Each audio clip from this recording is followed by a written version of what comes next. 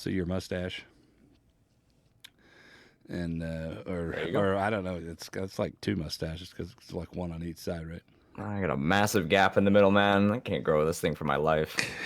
Hey, man, just get this fill, get this fill right here. I'm there's good there's to go. there's two ways to do it. There's two ways to do it. Number one, you shave a lot because the more you shave, the thicker it comes in, right? Or number two, don't shave at all. Yeah, I've tried both. It's not looking good so far. Or Rogaine. Actually, I went to a barber shop the other day. It was a beard barber shop. I didn't have them do anything, but I was asking. I can't figure out how to get this to come in a little bit fuller or whatever. When my sides of my face come in, they're real just spotty. And he's like, just take Hmm. Rogaine. Rogaine makes your face hair grow really a lot. So you might look at that. Hmm. Something to look forward to right there. There May you go. have to try just to see if it works. I'm telling you, man. I'm telling you, and I've seen pictures of people doing it, and now you know, oh, this worked for me. It might not work for you, but hey, that is an idea. That is an idea. So there you go, boys. Static the Warmonger here. So let's talk, man. You ready for this, dude? I know we have a little bit to discuss this week. Oh yeah. Rank season, which we'll get into in a minute. IFAG changes. We have clan battles is going on. I don't think you. I think you said you're done with clan battles right now. Clan battles I haven't played for 2 seasons right over there. So I'm out of the loop on that right there, but I'm kind of glad because I've heard the meta went to crap. Any particular reason or just life? I just don't have the time to play it. I'd rather not play one day a week and be a handicap. There you go, man. I understand that. I totally get it, dude. I actually played a game this season for the first time in like 5 seasons. I don't care for clan battles too much. And Deal.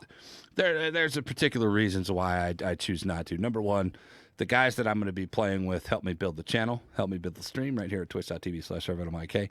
And number two, I don't want to be that guy. I don't want to be that guy that bitches at his team because those guys help me out so much. So I'm not going to be that guy. So I just abstain and pass it off to whoever wants it. DWO and Mo Like It. Those two guys right there pretty much run our show for it. So I've kind of just washed my hands, but there was free respecs going on for a couple of days, so I went ahead and played my one game, got my shit respect, and then moved on. Playing I the couldn't even gearing. take advantage of that. I wish I couldn't even take advantage of that. Yeah. So how's life, man? How's work? How's the things going, man? Work's been kind of rough right there. So obviously, being in the restaurant right over there, just working, 5, 6 days a week, 40, 50 hour weeks and stuff like that, and then still coming home to stream right there. It's kind of tough sometimes, because you come home, you're really tired. Sometimes I get home really late, and then it's like, oh, well, I've got a half hour left before I turn the stream on. Do I eat or do I stream? And I'm Yeah. like, yeah, I gotta take a breather. Do you ever find yourself like just sitting there in front of the computer to be like, "Ah, man, I don't know if I really want to turn this on or not." Depends how late I get home. If I've still got an hour left, generally I will try and turn it on right there. If I'm getting home about 12:45 a.m., almost 1 a.m., I'm like, I'd rather just call it off right there, man. I'm gonna be too tired. Nah, you know, I'll be honest with you, man. The hardest part about being a streamer is turning that motherfucker on days that you're not really feeling it. Oh yeah. Turning that son bitch on, turning that camera on, and going in there, and cause there's days, man, that I sit here and I'm like, okay, I'm gonna go tell my wife, honey, I'm gonna go, I'm gonna go do the show, and Mm-hmm. she's like, okay, and so I come in here and I sit down, and I turn my lights on, and I start looking at things. Okay, well, what am I gonna do today? And then I just sit there, and I end up not turning the show on for one reason or another. And the whole time that I'm there, I'm watching other people, and I'm generally shooting the shit with some other guys, and uh, you know, watching a couple of streams, watching your stream, watching some of these other dudes' streams, and the whole time I'm like, man, I tell you what, I bet you right now I would actually be starting to play the games. You know, it's half an hour after I started. I'd probably start playing the games right now. And then about 2 hours later, I'm like, man, we could have had some good fun moments. Oh, I just thought of this. Let me write this motherfucker down. We could have said something like that. And in the end, I sit there and I think about it for like 4 or 5 hours, and I should have just turned on the fucking camera. You're So like, you could have actually done it instead of just thinking about and it. instead of just thinking about it, and that just goes to that's one of the hardest things to do, is to turn that motherfucker on when you're not really feeling good about the show that day, and I think a lot of people miss on that, and I do it myself. I mean, you can think about that with anything, man. Really, Oh yeah. yeah. Sometimes you have like bad days. Sometimes you turn on in the first match and you're like, oh my god, the matches are not going to be going good so far. I know it's Other times being too tired. man. I tell you what, Static dude, I've sat there and I've watched a couple of friends of mine who's now come up and started doing their own shows. Mo Like It started to do a stream. My man Dane Todica started to do a stream. I think DWO Forever has actually started. These are all guys that have been around my channel for a long time, and I'm sure that they've dipped into yours from time to time, as well as we as World of Warship streamers. We kind of just pass viewers back and forth with each other. Oh yeah. And it's very interesting to see how some of these people react to the teams that day. 2 days ago, we went, like, I don't know, we had 13 wins and 2 losses all night long. It was really nice. It was a really fucking great day. And and the whole time the chat with the people, these streamers are coming in here and they're like, man, the fucking team really sucked today. And I was like, hey, I got the fucking lotto, baby. We had that fucking lotto teams last night, man. It was fucking great, dude. What are you talking about? Look at this fucking win rate we had. Winning back to back to back to back to back. I don't know what. Here's my 6-kill fucking Massachusetts game. Here's my fucking 8-kill Yamato, whatever. I mean, there's a lot of 350,000 damage Kerfers right over here. Hell yeah. Here's our division, killing 9 fucking people and losing, you know. I mean, we had a lot of, you know, I mean, it's very interesting the how different people perceive this game and what they consider as good or bad, and I thought, well, anyway, it was interesting. It was interesting to think about that. Do you ever have those days where that shit happens to you? I got days where it's like sometimes I'm going in like starting up the stream right there, and the first thing that pops into my chat is like Tommy Gunner saying, "Oh," and then like right afterwards, someone pops in and says, "Yo, man, the teams are shit right now." I'm like, okay, well that doesn't make me really want to fucking turn on and continue to play. And when you no, yo man, the teams are rough tonight. I'm like, okay, all right, cool, I'll be watching for it. The teams are rough, but the main thing for me is someone says the teams are rough, and then I get blasted with aircraft carrier games full of Chinese girls. I'm like, bro, man, what is this crap, man? What is this? You know what's interesting about that 13-2 season, or that 13-2 game, is that we only had maybe 4 CV games all night long. The day before, it was awful. It was absolutely terrible. We had literally all but one of the games we played, and we usually play 10, 12 games a night or whatever, however many we can get in 6 to 8 hours. And we had one game that was not a CV game. It was miserable. It was absolutely the most miserable experience that I ever have when CVs are in the game, because there's not enough that you can do. All right, so that takes us into a news topic here. CVs. What are your overall general thoughts on CVs currently? Now we've been playing against this CV shit for a year. Full year of CV rework for a full fucking year. What is your take after a year after? Well, let's see. Does it kind of even it out a little bit? Yeah, you know, because it's like you at least have something that can maintain some form of spotting whenever your destroyer players are terrible at spotting and they just smoke up and sit there. But is it also unhealthy at the same time? Yes, because the skill gap is a thing that still exists. So like you'll have like one aircraft carrier in your team. It's like an Enterprise. The dude doesn't have survivability expert. Enemy team has like a Lexington. He's going around crapping on everyone with Tiny Tims right over there, and you're just sitting there just watching your team just get demolished because your team has no spotting.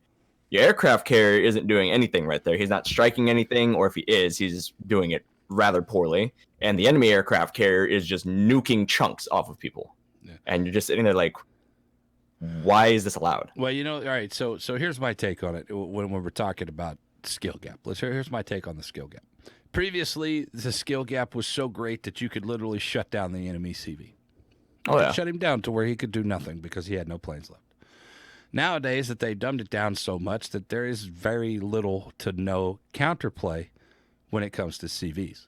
You have a fighter that drops, and it takes way too long for it to go to activate, so it's still getting its drops off, and it's kind of it's there is no we could legit say that there is very little, minimal to none counterplay when it comes to CV versus CV action.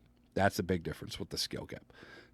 Yeah. As for the rest of it, it basically just becomes a farming match. Farming match. How am I going to spot? Let's go get the DDs first. That's your first priority generally, or should be your first priority generally, and focusing those DD guys down as fast as possible. I don't even see CVs going for DDs. They're just mostly like just hovering about, just spotting everything first, finding where stuff is at, and then they just immediately just go over and it's like, oh, the battleship's by himself. All right, screw the rest of the team. I'm going to farm damage. Pretty much, and then they Literally will focus that motherfucker down, and that's it, and you don't see them. And they get one kill right there, stroke their ego. Oh yeah, guys, I did something. Why aren't you doing anything? There's no spotting on like 2 DDs that are on like 1,000 health. They're just going about free floating in open water right there, and then your carrier's just standing there complaining, "Oh, this team's crap, man." It's this like team's crap. Well, I really? mean, hey, all right. Do you play a lot of you could CVs just drop a fighter. Nope. You don't play. I made it to where if you want to request a CV game on my channel, you got to use 50,000 channel points. I don't channel play points, CV. dude. I've got it to where if you want me to play a CV, it's a minimum of $5.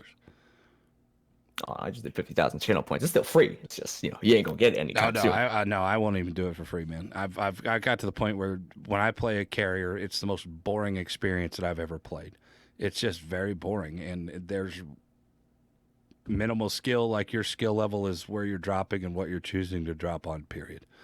That's it. The other part of it is like the RNG of the spread too, because like drops are so inconsistent with bombs, man. Sometimes you'll line up a drop perfectly right there. You have the ellipsis sitting like exactly over your ship, and it'll drop. And then like you get like one bomb hit in 5, just straddle to like the 1% of the ship that's not targeted. It's like, how does that even happen? I know. I'm really breaking it down into a very, very basic idea of the carrier, but that's pretty much my interpretation of it, man. You're basically damage farming, and that's very boring to me when you're not having to mental game versus the other carrier anymore. There's no strafing. There's no manual strafing anymore. I don't know. I find carriers just the most utter droll piece of shit game mechanic in the game right now. It's not fun to play for me. It's not fun to play against for me. And the reason it's not fun to play against Static, you know the reason? I feel like I do, but I want to hear what your reason is for it. Here's the reason why CVs are not fun to play against. Because they maintain maximum damage capability constantly. Every drop they have, they are at maximum damage capability. I.e., here's the example. Here's the reason why I say this.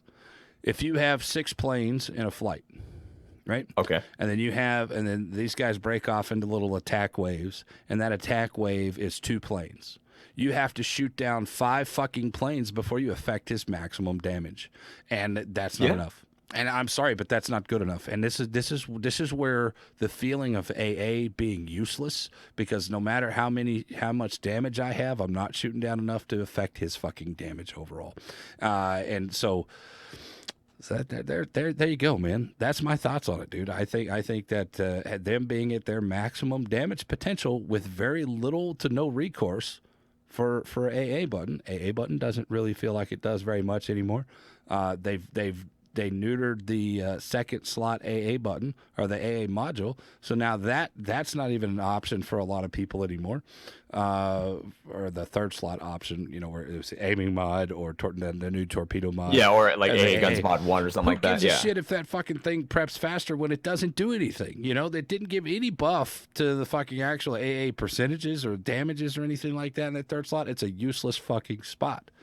For that deal, that whole mod's a piece of shit. It's a U.S. battleship or U.S. cruiser. You're still gonna take like aiming systems on a cruiser. You're still gonna take main battery mod 2 or mod 1 on a battleship, and there's no point in taking the A mod anymore because it's not AA damage. Yep, there's no damage. It doesn't buff anything. All you're doing is you're getting a 10% buff on your time. So if it's 10 seconds, you're getting a 1 second reload faster on your on your 20%. Whatever. But so that like 2 seconds faster doesn't make that much of a difference, It really doesn't. It doesn't. It in the long run, it means very little. So that's my take. That's why I think that they're boring. No, or that's why I think that they are not fun to play against, especially if you're a destroyer.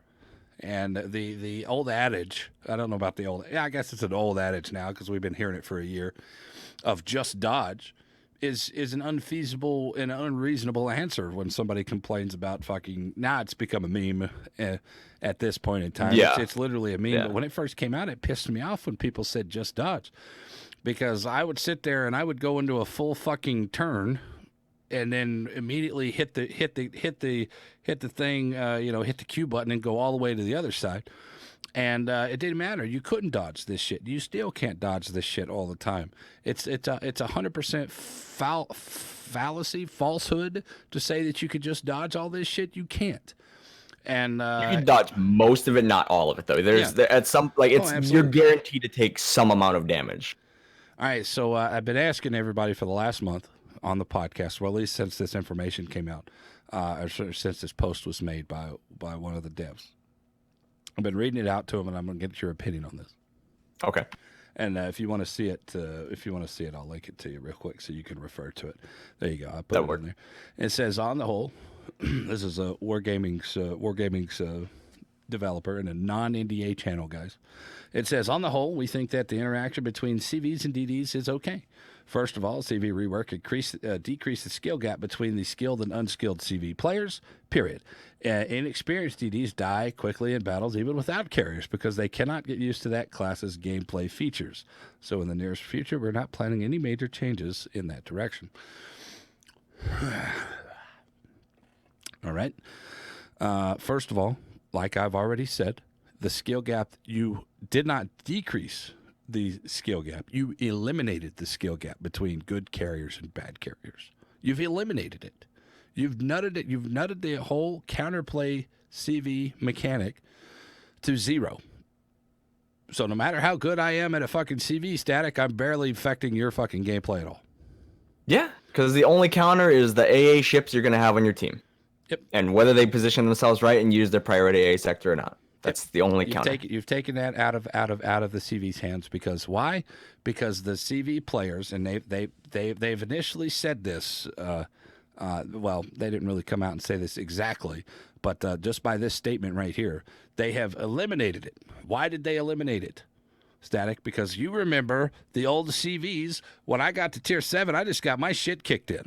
When I got to the tier 6, I could do okay in tier 6. I did real well in tier 6. Old Ranger against like tier 9s Side right there. pans. Your AA was trashing you everywhere.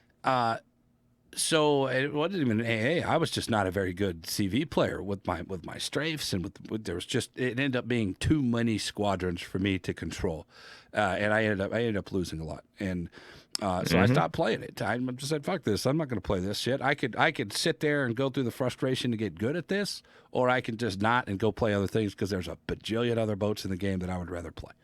So that's that you would get more enjoyment out of. Absolutely. So that's what I did. So they've done this, and they've dumbed it down so much that there is no counterplay. So these people, basically, you're playing a co-op match. Every match now is a co-op match for CVs.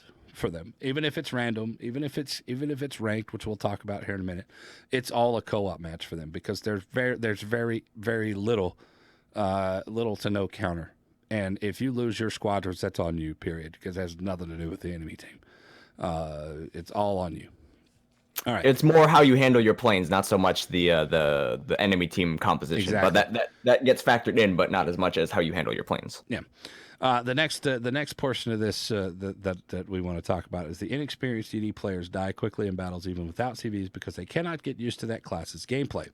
Here's the first contradiction, or this is the big contradiction of what they just said. What they just said was, we removed the skill gap between enemy CV players.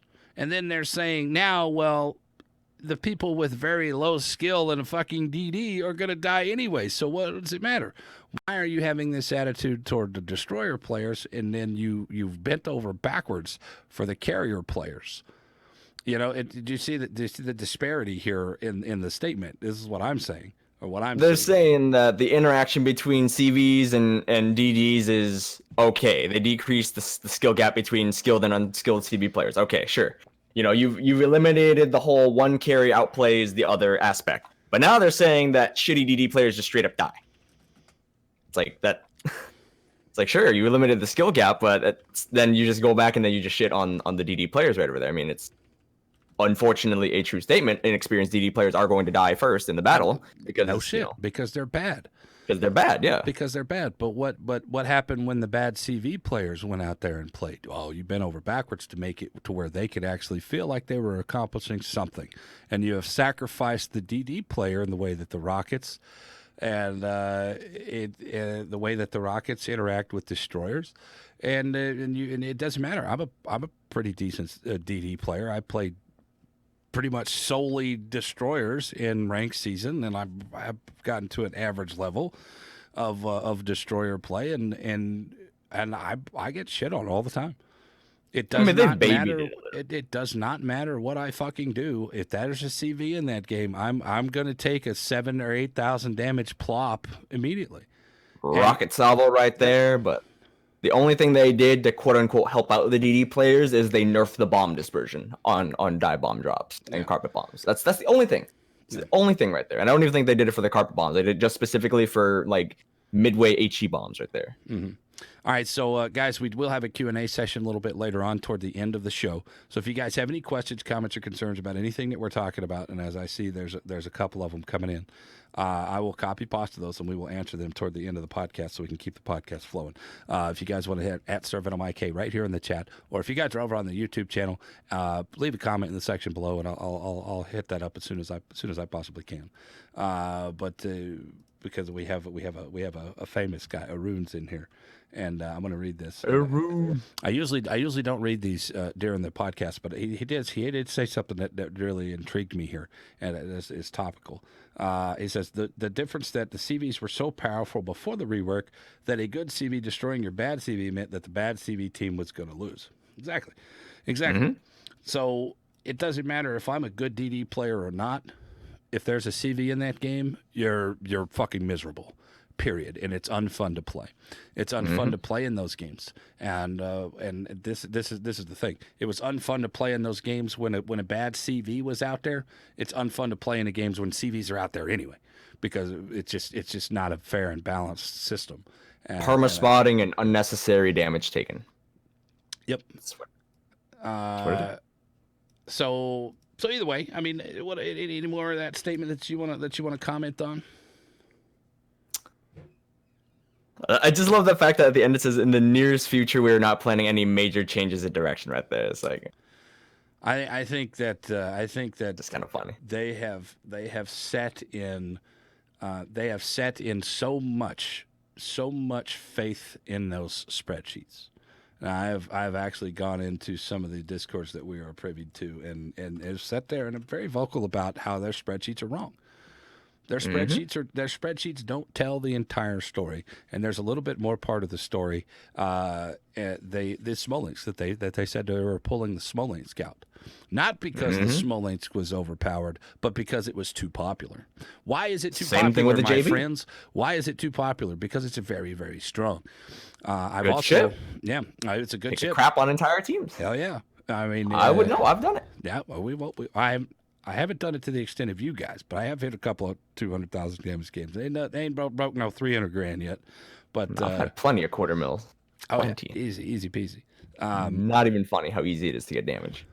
And I actually addressed this with one of the devs as well in a non-NDA channel, so I can talk about it. Of what about removing the smoke from the Smolensk? If you remove the smoke from the Smolensk and you limit its ranges, you limit where it can go, you limit the fact that it can go out anywhere it wants to, pop that smoke and then be okay for a minute and a half or whatever it is, and then just unload and rain fire. This boat is no different than the Colbert or what's the other one, the French one? Yeah, the Colbert. Yeah, the Colbert. The Worcester. The fucking Atlanta. These are old play styles. The Harry Gumbo, it's got smoke on it, but you get the point. It's no different than any of these other boats, but you have limited these things and taken the smoke away from them, limiting it what it's capable of doing. If you do the same thing with the Smolensk, it kind of balances the ship out a little bit because you're now not able to just go anywhere you want to. And the response I You have got to was, position yourself carefully. You have to understand that, if you pull out at the wrong moment right there from an island, you're probably gonna die, or you're just gonna get overpenned, and the game didn't punish you. yeah. So RNG didn't punish you. I guess that's probably what it is. For Yeah. the most part, that's what happens to me. So, but the response was, well, we've balanced this ship around having the smoke. If we took the smoke off, it would push it into unbalanced levels. And I'm like, God damn it, man, your spreadsheets are so fucking wrong on this boat. And like we've been sitting there and bitching about the CV rework for a year. Like literally when the CV rework came out, we started complaining about it, and then they put out these little individual things. Smolensk hasn't gone away. Where how we're Nope. what 5 6 months? I don't know how long ago the Smolensk came out. Yeah, like Four, 5 6 months, something like something that. like that. I don't know. We'll just say 5 or 6 months. It's probably less than that, but we're 5 or 6 months removed from it, and it has not gone away. And things that Nope. have not gone away from the mental state of the player base or the Twitter sphere or the fucking Reddits or anything like that. There's something to that, and they need to get rid of their mentalities of our spreadsheets are set in stone, our spreadsheets are good, and like they need to start looking at those feels, guys. I got shit on the other day in some of these discords for being I'm a feels guy. I don't fuck the numbers. I don't really give a shit what the numbers are, high or low. I don't care. If I'm not enjoying the boat, if I don't like the boat, if I think the boat's lacking, I'm not going to play it. Fair enough. I'm Yeah. not going to play it, and because it doesn't feel good to play. Ohio, Georgia, I can't stand these fucking boats, and I know that I love those. I fucking hate them, and I have a very unpopular opinion about secondary boats. I have a very unpopular opinion about double gun turrets, battleships. I think they're all just trash. Every one of them are trash because they're inconsistent with their main gun damage, right? So these are the issues, man. I perceive the game this way. You, Static, perceive the game another way, and they Oh perceive yeah. the game just based off of numbers. Well, you tell one story, I tell one story, and the numbers tell another story. Oh yeah. So We're both there's right, but we're both wrong at the same time. yeah. Yeah. All right. So, what do you think about? I've kind of thought of something here that maybe, just maybe, might help out a little bit of the AA friends, our little AA maybe. Hmm. 7.2 kilometers was the AA ranges on the Atlanta. Yeah. It's now 5.8. Yeah. What do we think? What do you think about raising up some of these AA ranges? Because there's some at the lower tiers, it's fucking ridiculous when you have 2.5 kilometer AA range, and that's not enough time to do anything before this guy's dropping on you, and you're getting chunked for rockets for half your health poets or whatever. Right. Two torpedoes could kill you from a CV and a destroyer or something like that. What do you think about extending the ranges back? Not maybe not all the way back to the 7.2, but maybe like 6.5. Give it like just maybe like a splitting the difference. kilometer, Yeah, like a something. kilometer higher AA than like their surface detection or something, or their air detection or something like that right there. I mean, I'd be fine with that right there, because then it would at least give AA ships a little bit more counterplay against CVs, instead of they just dive in and then your AA is only ripping for the duration of when they actually get into your AA range, instead of it being like the same as like your air detection and stuff like that. Like there's no more stealth AA, and it's dumb because like the reason why they said they removed stealth AA was because it's too strong for cruisers to be able to burst planes out of the sky like that right there. But then it's like they've ended up like readjusting like some of the AA values and stuff like that, and then like plane health with all the modules and stuff. So Right. Well, we all know that this game is not completely 100% balanced, and it is technically a work in progress. But I think that they're working on just shoving more shit into the game instead of working on the mechanics of the game. And I think that if we've seen this. they're going more for We're content getting instead of balance. this is our second line this year so far that we've got. Is it our second line? This I'm talking about F 2020. The Pan European DDs are next on their way. Yeah, So Pan-European DDs. So the British heavy cruisers are currently being worked into the game right now. So this is our first line of the year, and then the Pan Europeans will be our second line. We're gonna get 4 total lines this year. They did 4 lines last year. They're gonna do 4 lines this year until they get all the boats in the game, and then they're gonna start pumping out even more premiums. Yeah. some readjustments of things. Moskva, Kirov going to be a Premiums. Kirov's going to be a premium, and Moskva's basically going to be a premium. It's they call it a special ship. I don't know why they don't just call it fucking premium. Because it's like it's going to be obtainable for like free XP or coal or I think it's something going, like that. I think it's going to be a research bureau. Maybe. I think because the think Moskva as it research- is right now, that ship is good. You That like ship the is Moskva? good, but I love the Moskva. If you have the legendary mod for it, Yeah. I've got the legend. I find the dirty. Yeah, here we go again. I hate being this negative about things, but I can't stand playing that boat. I can't stand it. You really don't like the It's Moskva? fucking boring, man. The Kremlin, it's good boat. They're all good boats. Don't get me wrong. They're all good boats. But the play style is very boring. Let's go hit this point. Now let's stop and let's back up. It's a very boring play style. I didn't like it back in the day when that was the only thing that was the meta back then before they brought out IFHE and before they brought out the British cruisers. What would you do? You would take your fucking Yamato, you still kind of do with the Yamato, but you would take your North Carolina and you go hit a point and then you would stop and you would just start backing up. And and it got very old and it got very boring very quickly. So those particular slow play style boats are not my favorite. But that they are good boats. I'm not shitting on the fact that they're bad boats. I just don't like them. I don't like the play style. I like them for the long range accuracy and the ballistics. That's the main reason why, because I'm a sniper. So. I mean, Russian bias, right? It was Russian bias for sure when they gave it 50 mil plating. I'll tell you that. But it needed it, but it didn't need it to that extent. If that makes sense. Yeah, I got you. But either way, it's an interesting concept. So what do you think about the rest of it? The whole the line split where they're doing. Well, I know we talked about it with Senpai last time we did a podcast, episode 46. We went into some pretty heavy details about these different boats, and I think that we've agreed that we're Russian. We want ours to be talked about all the time. We don't talk about many of the other ships being broken. Most of the ones that we talk about being broken are fucking Russian. Let's be honest. Oh yeah, Stalingrad, 50 mil plating, freaking very high pen for 305s, high velocity. Moskva, high velocity, good accuracy, thick plating. Russian battleships, thick plating, thick belt armor, all that stuff right there. Yeah, they take on the same characteristics, man. Really, really good, strong noses, really weak sides. So they play into that bow in play style a little bit. These light cruiser play styles. What are you thinking of those mid range AT fucking spammers with 12-kilometer radar, which is stupid still in this game?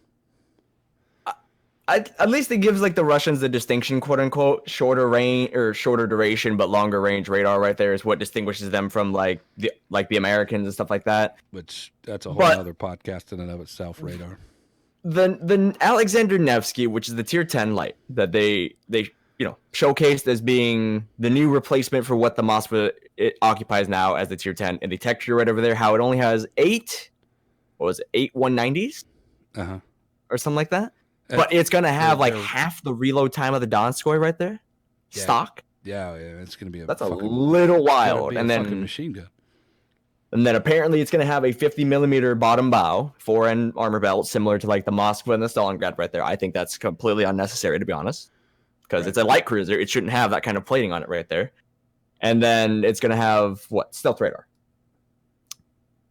I'm not saying power creep, but that seems a little excessive that you're going to just magically give a ship that is quote-unquote inferior when you look at it from a paper perspective. You look at it for the guns, and you look at it for what the ship has to offer, and then you factor in the values, and then you look and you're like, that's probably going to be a little bit strong. All right, so they did say something I remember them saying something a long time ago about they need to add in different and new gameplay to the game.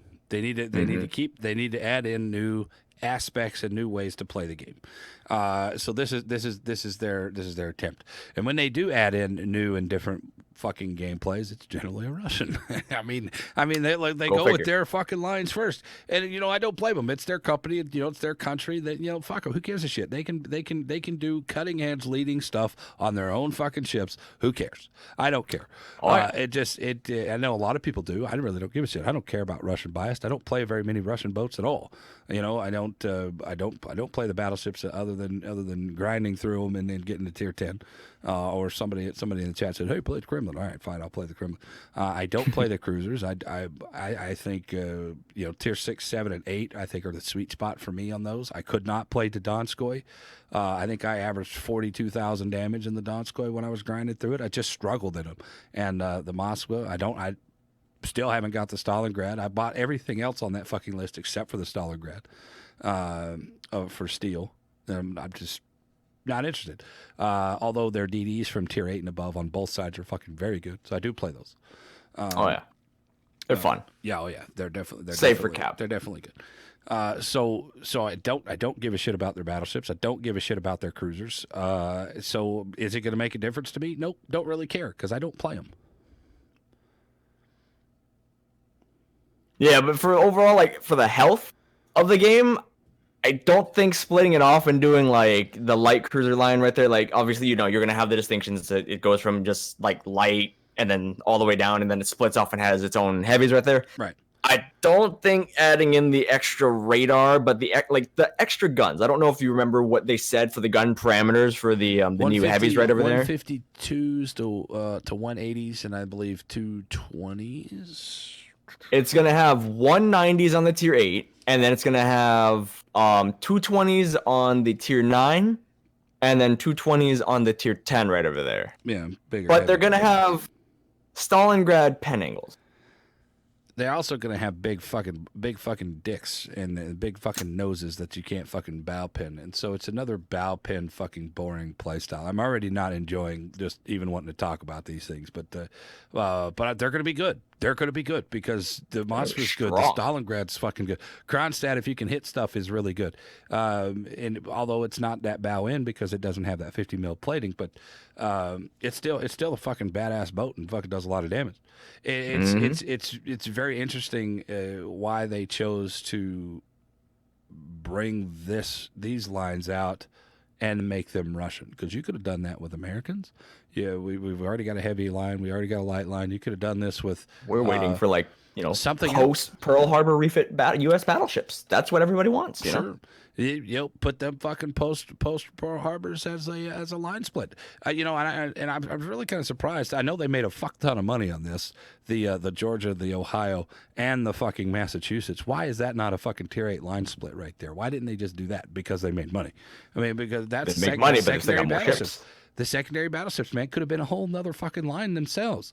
Start them at fucking tier 8 and then move forward 8, 9, and 10. Ohio, Georgia, fucking Massachusetts, done. And but now of course, there's always those motherfuckers out there that aren't happy with what they got. So we got the Iowa, we got the fucking Missouri. People are like, oh, give me the fucking Wisconsin or give me the fucking New Jersey, blah blah blah. Wisconsin, because New Jersey. I only want boats in the game that I actually fucking know. We need this one, dude. You've got this one already. You've already got the Iowa, and it's fucking badass. You already got the Missouri, which is not as good as it used to be because of the fucking dispersion nerf that they did to it. So I don't know. What do you want to see? Any boats that you want to see? Me personally, I want to see post Pearl Harbor refit U.S. battleships. You can have that as a second line, and you can give them even better AA, but you can also give them long range secondaries, because all of them are going to have the dual purpose freaking the 5-inch 38 cals on them. That's all that they're gonna have right there. So you can give them significantly enhanced AA, and you can give them like long secondary range right there, and that would make them even more unique compared to standard U.S. battleships who just have strong AA. That's what I want to see personally, but that's kind of battleship bias right there because I'm a battleship player. But that's what I want to see. You know what I want to see? I'm surprised they haven't done it yet. An American battleship with all the characteristics of the North Carolina, Montana. But with like really, really small guns. like 139 millimeters, and it just drives around like a fucking Smolensk. Because that's basically what you're doing anyway in a Smolensk. How awesome would that be? Really high fucking fire chance. 139 millimeter main guns. That's it. But you got them everywhere. So you got like a million fucking. You could. How many turrets of 139 could you put where those 16-inch guns are, or the 152 or the what is it? 450s or something like that. How many turrets could you put on that one spot? A lot. You man. basically want to upscale St. Louis. Yeah, that's something right. at tier 3, but fuck upscale. It, man. Let's go. Taking it up to fucking 10 and 11 with the Colbert. I really like the Colbert, and I prefer the Colbert over the Smolensk. Although they're both really fucking good, and the Smolensk is a little bit better. Wants the edge of that smoke. Yeah, let's fucking let's put a fucking smoke on that goddamn battleship with 139s to where it can sit there and not be spotted till he's 7 kilometers away, and fuck it, man. Let's put 16 guns on the front of that motherfucker and 16 guns on the back, and then let's just really push up the fucking HE spam to the fucking maximum that we could possibly get, dude. That's not a healthy thought. Yep. That is not helpful. That's the last thing high tier needs is more HE spam right there, knowing full well that everybody already plays Smolensk and everybody. Man, Wargaming don't give a shit, Worcester, man. you got Zhao's, and then you got Hindenburg getting the quarter pen buff. Yeah. Well, Wargaming don't give a shit. If they gave a shit, man, they wouldn't have put out this much. They wouldn't have put out IFHE to begin with, because IFHE was a big fucking problem. I still think that they should just remove IFHE, period, and everybody just go back to the way it was with fires. You still got a lot of fires. You still got a lot of damage without IFHE. But either way, that's besides the point. And we'll talk about IFHE coming up here in just a minute. Mm-hmm.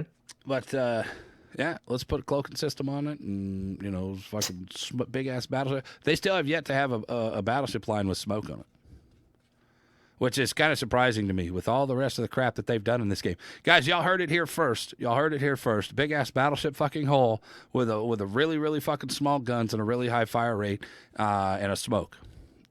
Make it happen. Let's see. Probably put it as like a tier 2 premium. February 26, 2020 at 7:45 p.m. U.S. Central Time. That's mark it up. So, either way, rank season. Rank season is now in full effect as of today, and it is arms race tier 10. And I can be honest with you, Static, I'm really not that excited about it. Nope. I'm not excited for it because, I mean, they kept the same 7v7 format right over there, which is, that's standard right there. But the thing I don't like about the way they did the format, it's arms race, and they kept the heal buff, and they kept the reload buff. Right. They also allowed 1 aircraft carrier per team and a maximum of 3 battleships per team. Right. What the hell, Luigi? Why? You know? Right. So here's my issue. I don't care about the reload buff, and I don't care about the heal buff.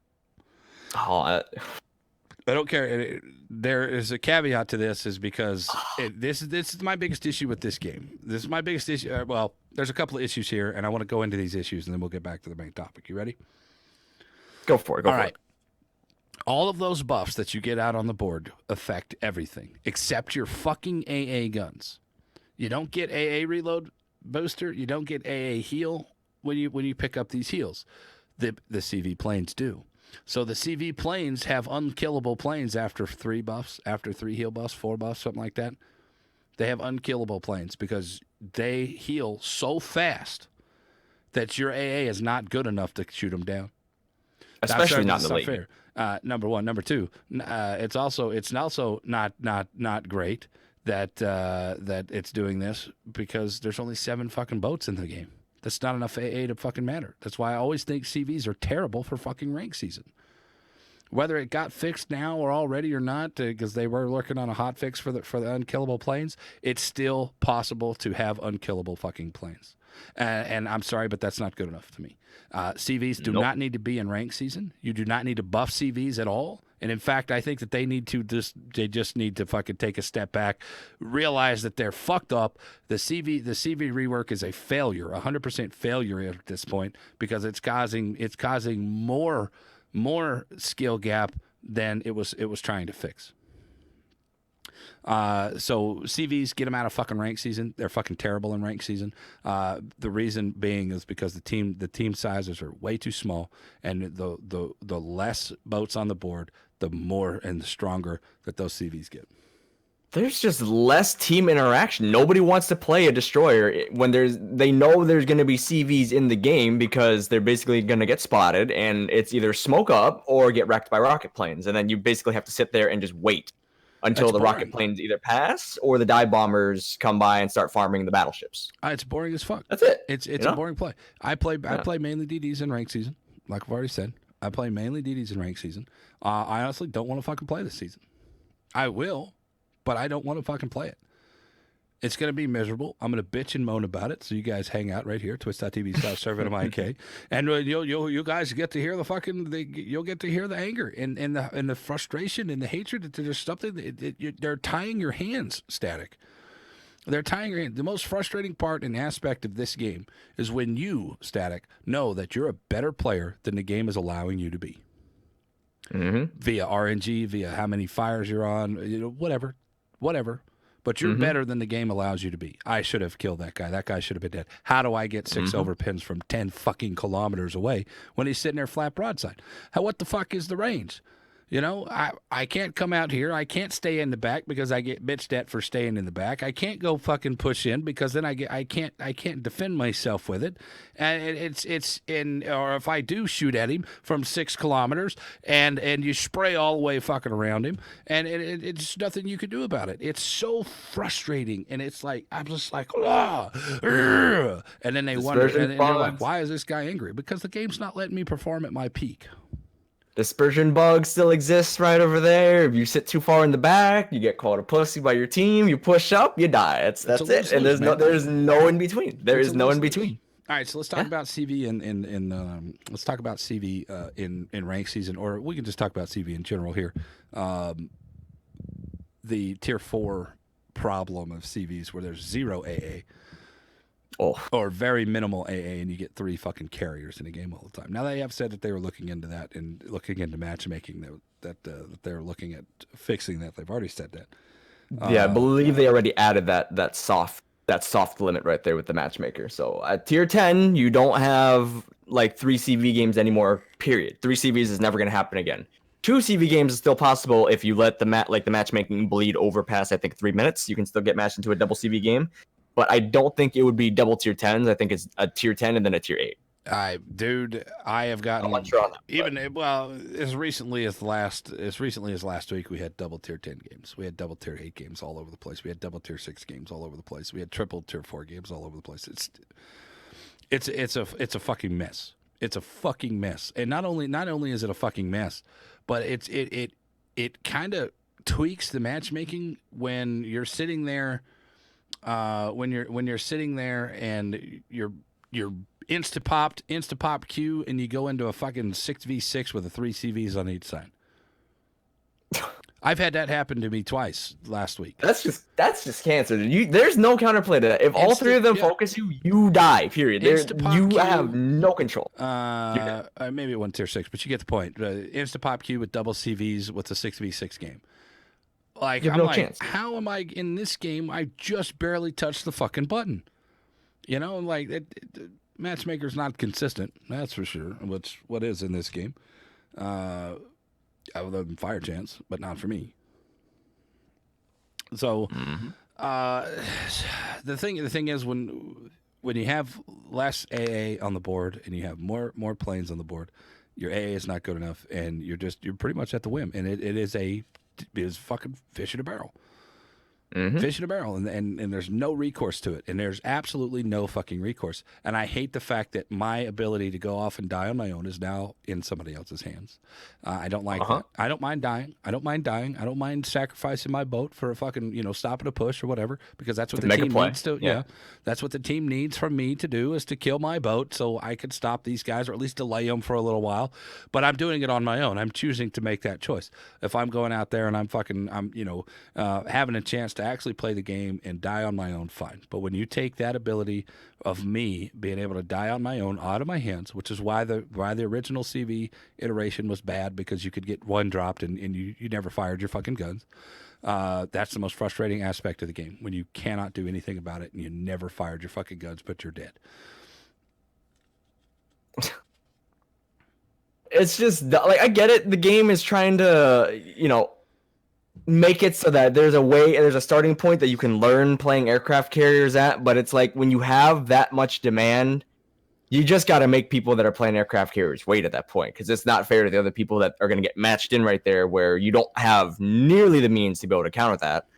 And then before the game even starts, you're dead. We're also talking about You know? catering to 5, 8, 10% of the fucking game population. 10% maybe. I don't know. I don't know what the numbers are of current. I don't know what the current numbers CV are players per for average. CV players, yeah. You know, previously it was 7, 8% or something like that that people were playing in because nobody wanted to play them because they were terrible. They were terrible. Unless you were really good at it, you fucking hated playing a CV past a certain tier. I hated playing anything past tier 6. You know, I love playing tier 6. Tier 7 sucked. Fuck that. I'm not going to grind through that. I never grinded through 8, 9, or 10 in the previous iteration. Like less than 12% here now currently playing, less than 12% of your population. So you are catering to 12 people out of a fucking 100. Literally, you're catering to 12 people out of 100 that are in that fucking queue at a time. You're catering to those fucking 12 people. Let them motherfuckers wait.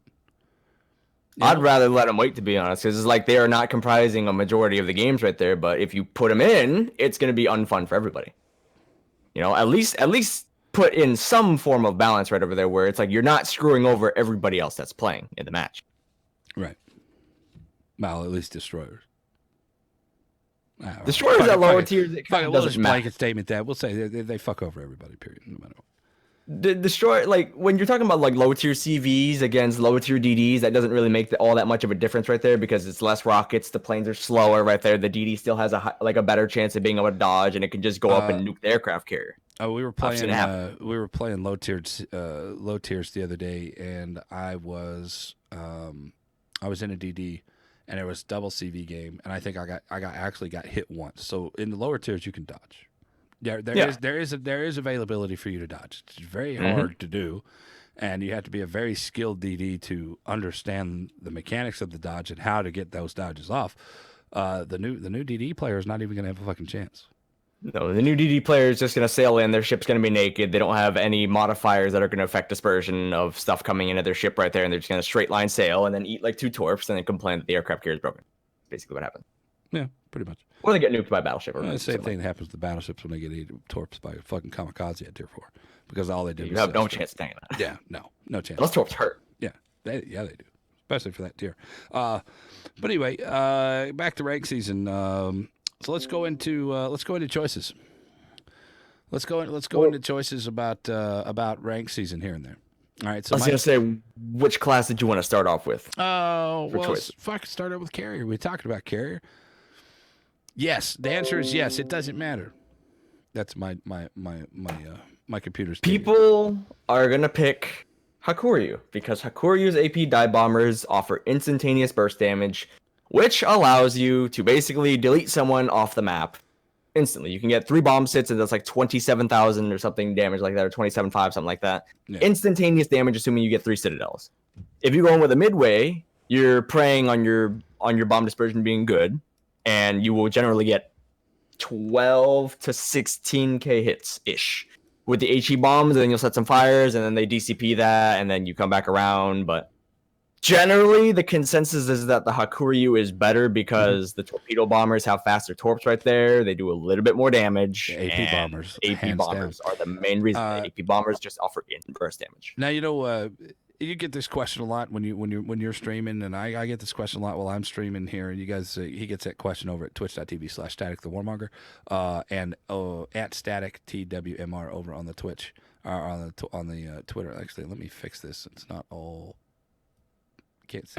Can't see your whole name. I just noticed that. Yeah, the last part of that right there. If you say that, we can both get banned. Anyway, the question that I get a lot: what if I'm going to play CVs? What should I start out on? You know, what's a good line to start out on? Blah blah blah. And I have my recommendations for lines, but when it comes to CVs, I generally break down each of the CVs for them. All right, break it down this way. You're getting a lot of really nice, easy damage, but very low reward on the British carriers. It's very easy to play, but the least amount of reward. Then you move up into pretty average with the American lines, pretty average all the way up. You got decent damage, you got decent reward for what you're doing. You have decent impact on the game, especially with the Tiny Tims once you hit tier 8 and above. And then the hardest one to learn how to play, but that gives you the most reward, is the Japanese carrier because of the AP Japanese bombs have squishy and yeah, hardest to play, but that gives you the most reward is the Japanese. And I don't know what you guys think out there. What do you think about that? For me, like, if you're going to go up the British carriers, what you're mainly going to be doing that for is the high fire chance on the rockets and on the carpet bombs. You have so many bombs that are going to be hitting a target. Generally, you're almost always going to get a fire. Right. And that basically bait out the DCP right there, and then go right back in, and then set them and just burn them again. Sky Conqueror. Yep. The Japanese, you have the torpedo bombers at the low tiers that have very fast torps right over there for the tier compared to other nations. So they do a decent amount of damage. They have above average torpedo speed right there. And then obviously you have the AP dive bombs that just goes in and gets you the instantaneous damage from just chunking with the Citadel. But then you go up to the higher tiers right there, and it just starts hurting more and more and more. And the planes are also decently fast. Right. And then you go over to the US, and the US has, they have the Tiny Tim rocket planes, which are very nice. I love those things because you don't take the 5-inch HVARs, you take the Tiny Tims because the Tiny Tims have better pen and they better rocket damage. Let's put this into perspective. I watched a guy in a West Virginia tier 6 get 2 drops from Tiny Tims, 24,000 damage. Mm-hmm. Nothing West Virginia could do. No. Yeah. West Virginia don't got the A. Nope. And the funny thing was there was 4 people sitting around and nobody had AA for it. Anyway. Rip. Anyway, continue. And then it's like, what are you going to be using, the US CBs for? You find that one broadside battleship that's just sitting there, just bowing, reversing. You're going to take your torp bombers. You're going to go up. You're going to slam 6 torps to a side. Come back, slam another 6 torps to a side right over there. If he's done with that right over there, your strike's up. Go straight back in, and you can just use your rocket planes right there for that. And you could just use the Tiny Tims and just farm away infinitely at battleships. Yeah, pretty much. Dive bombers, I don't really use. I mean, not a lot of people do, honestly. I don't. Every once in a while, if they're like on the mend or something like that, or they haven't gotten their planes to full back up, then yeah, I'll see dive bombers every once in a while. But when I play midway, I barely see them. But their dive bombers hit like a fucking truck too, so don't be sleeping on those too much. They hurt. Yeah. They hurt, and they're good at setting the fires right there too. But the main thing is you're getting the initial bomb damage on the superstructure and on the deck plating. That's what you're doing right there. Yeah, there you go. So why they hurt so much. So your number 1 pick, I'd say Hack for me. It's still Hawk. It's still Hawk. All right, we're in agreement. Hack is the number 1 choice, I think, for CVs this rank season. Moving on into battle ships. Battle ships. Give me your top 3. Top 3 is kind of a tough pick right over there. Number 1, obviously, I would have to say Conqueror / Thunderer. If you own either one of those, Conqueror and the Thunderer both have quarter pen of their guns. The Conqueror has 12 419s. They have, insane fire chance, insane HE alpha damage right there. You can Citadel Smolensks and Colberts and Minotaurs with high explosive. And then you're going to be setting fires like crazy and knocking off A mounts on battleships and cruisers. Mm-hmm. That has to be number 1, period. No, that will be even more popular than the Yamato, which is number 2 for me. And the reason why I put the Yamato as number 2 is because the Yamato has always been a consistent, long-range sniper right over there. For a camp meta right there, you can just bow pen them for days. Because you have 460s, you got 32 mil, overmatch right over there. It's great for being able to just counter other battleships, because if they sit bow in, well, you can't tank that. Right. You're going to take pen damage no matter what. Right. Number 3, that's kind of a tough one, but I would probably have to give that to... I'd say the Bourgeon. It's like a sleeper pick with it, but the Bourgeon has, it's got main battery reload booster and engine boost. And the AA on it is quite insane. Guns with a very high fire chance. And if you get broadside on anything, you can fucking knock anything in the dirt. You pull up on a Kremlin, it's dead. Yeah. That thing is not going to... it's not gonna kill you, Borjon. All right, I agree. I agree with some of your picks, but I disagree with your meta. I think the meta is going to be a pushing meta, simply for the fact that you have to move around that map. And in the last ranked season that they did, that was Arms Race, which is tier 9. The Musashis, the Sovetsis. I don't know if Russian. Well, it was the Jean Bars. Russian battleships was out there. John Bart's was out there. The Kronstadts were out there, and they were all sitting bow in and very still, and they were just picked apart really quickly. So I think I think it's a mobile meta. This is my call. I haven't played any yet. I know you haven't played any yet, but nope, I have not played any. But I think this is a very mobile meta. So you're gonna need mobile ships, right? You're gonna need GK. You're going to need Ohio, and you're going to need the Bordeaux. Those are going to be the fastest, most maneuverable ships. Well, maybe not the GK is maneuverable enough, but it's going to be a very mobile meta. And I think if you roll around that fucking map, if you're sitting in a Kremlin, you are a sitting duck for these reload boosted Harry Gumbos, reload boosted Smolensks, reload boosted Colberts, and you're just going to get shit on, and you're not going to have a good time. Mm-hmm. I mean, that's the main reason why I wanted them to take out the reload and the heal buff right there, because that just power creeps those ships even more. What's left? And if you take those two away, what's left? Balance. Balance. Well, some form of balance. I like Arms Race. I think Arms Race is fantastic for a ranked season. I'm ready for them to throw it in the main rotation of the game, because anything is better than standard battle. Even Epicenter. I love Epicenter because it pushes people out of their comfort zone, man. Hate Epicenter. I love it because you can't just do the same old shit. You have to play the objective. If you don't play the objective, you lose. Period. And oh no, that's the exact reason why I hate Epicenter. Every time the enemy team just that's why I fucking love it. I love it because I'm gonna go play that objective. But that's me. All right, so there you go. There's my top three. There's my top 3 picks for battleships, because I think it's going to be very mobile meta. It's going to be a very push heavy meta. Let's go roll into cruisers. What do you think? Cruisers, I had to kind of split it up where you have light cruisers specifically and then heavy cruisers, because there's no top 3 for combining both of them right there, because light cruisers and then heavy cruisers are going to have their own specifics that are going to be great picks. You want to break this down here in a second? I'm about to pee on myself. Guys, give me a second. Hey, I'll leave you in the capable hands here for a couple of seconds here. You guys, you can talk to the chat. Talk to the chat, guys. All right. So if we're going to do light cruisers right over there, obviously Smolensk is going to be number 1. 12 130 millimeter guns right there. You have smoke. You have hydro or defensive AA right there. So you're going to be a counter no matter what. And then you pair that with the fact that you have the heal buff and then you have the reload buff. This is dumb. It's a absolute 100% top pick. You're not gonna choose anything else over that if you have that. Number 2, if you don't have it, you'd probably be picking like the Colbert or the Worcester. The Worcester, you can just camp behind an island right over there. You've got radar, you've got hydro, you've got defensive fire, and you've got heal all in one. Colbert, you're gonna do the same thing right there. You just don't have as much utility. You've just got the engine boost. And then you're just literally just going to be farming something that's just going to be sitting there bowing, reversing away. Because I personally don't see it being a mobile meta. I don't see it being a mobile meta because nobody's going to want to push up if you're going to get farmed down by a Smolensk and a smoke screen, or if you're going to be farmed down by an aircraft carrier. Which means that you're either going to be sitting there, just, way in the back, or you're going to be all clustered up and all out of position right there. Because the one person that goes off by themselves is going to get farmed to oblivion. It's going to happen. If you do the heavy cruisers,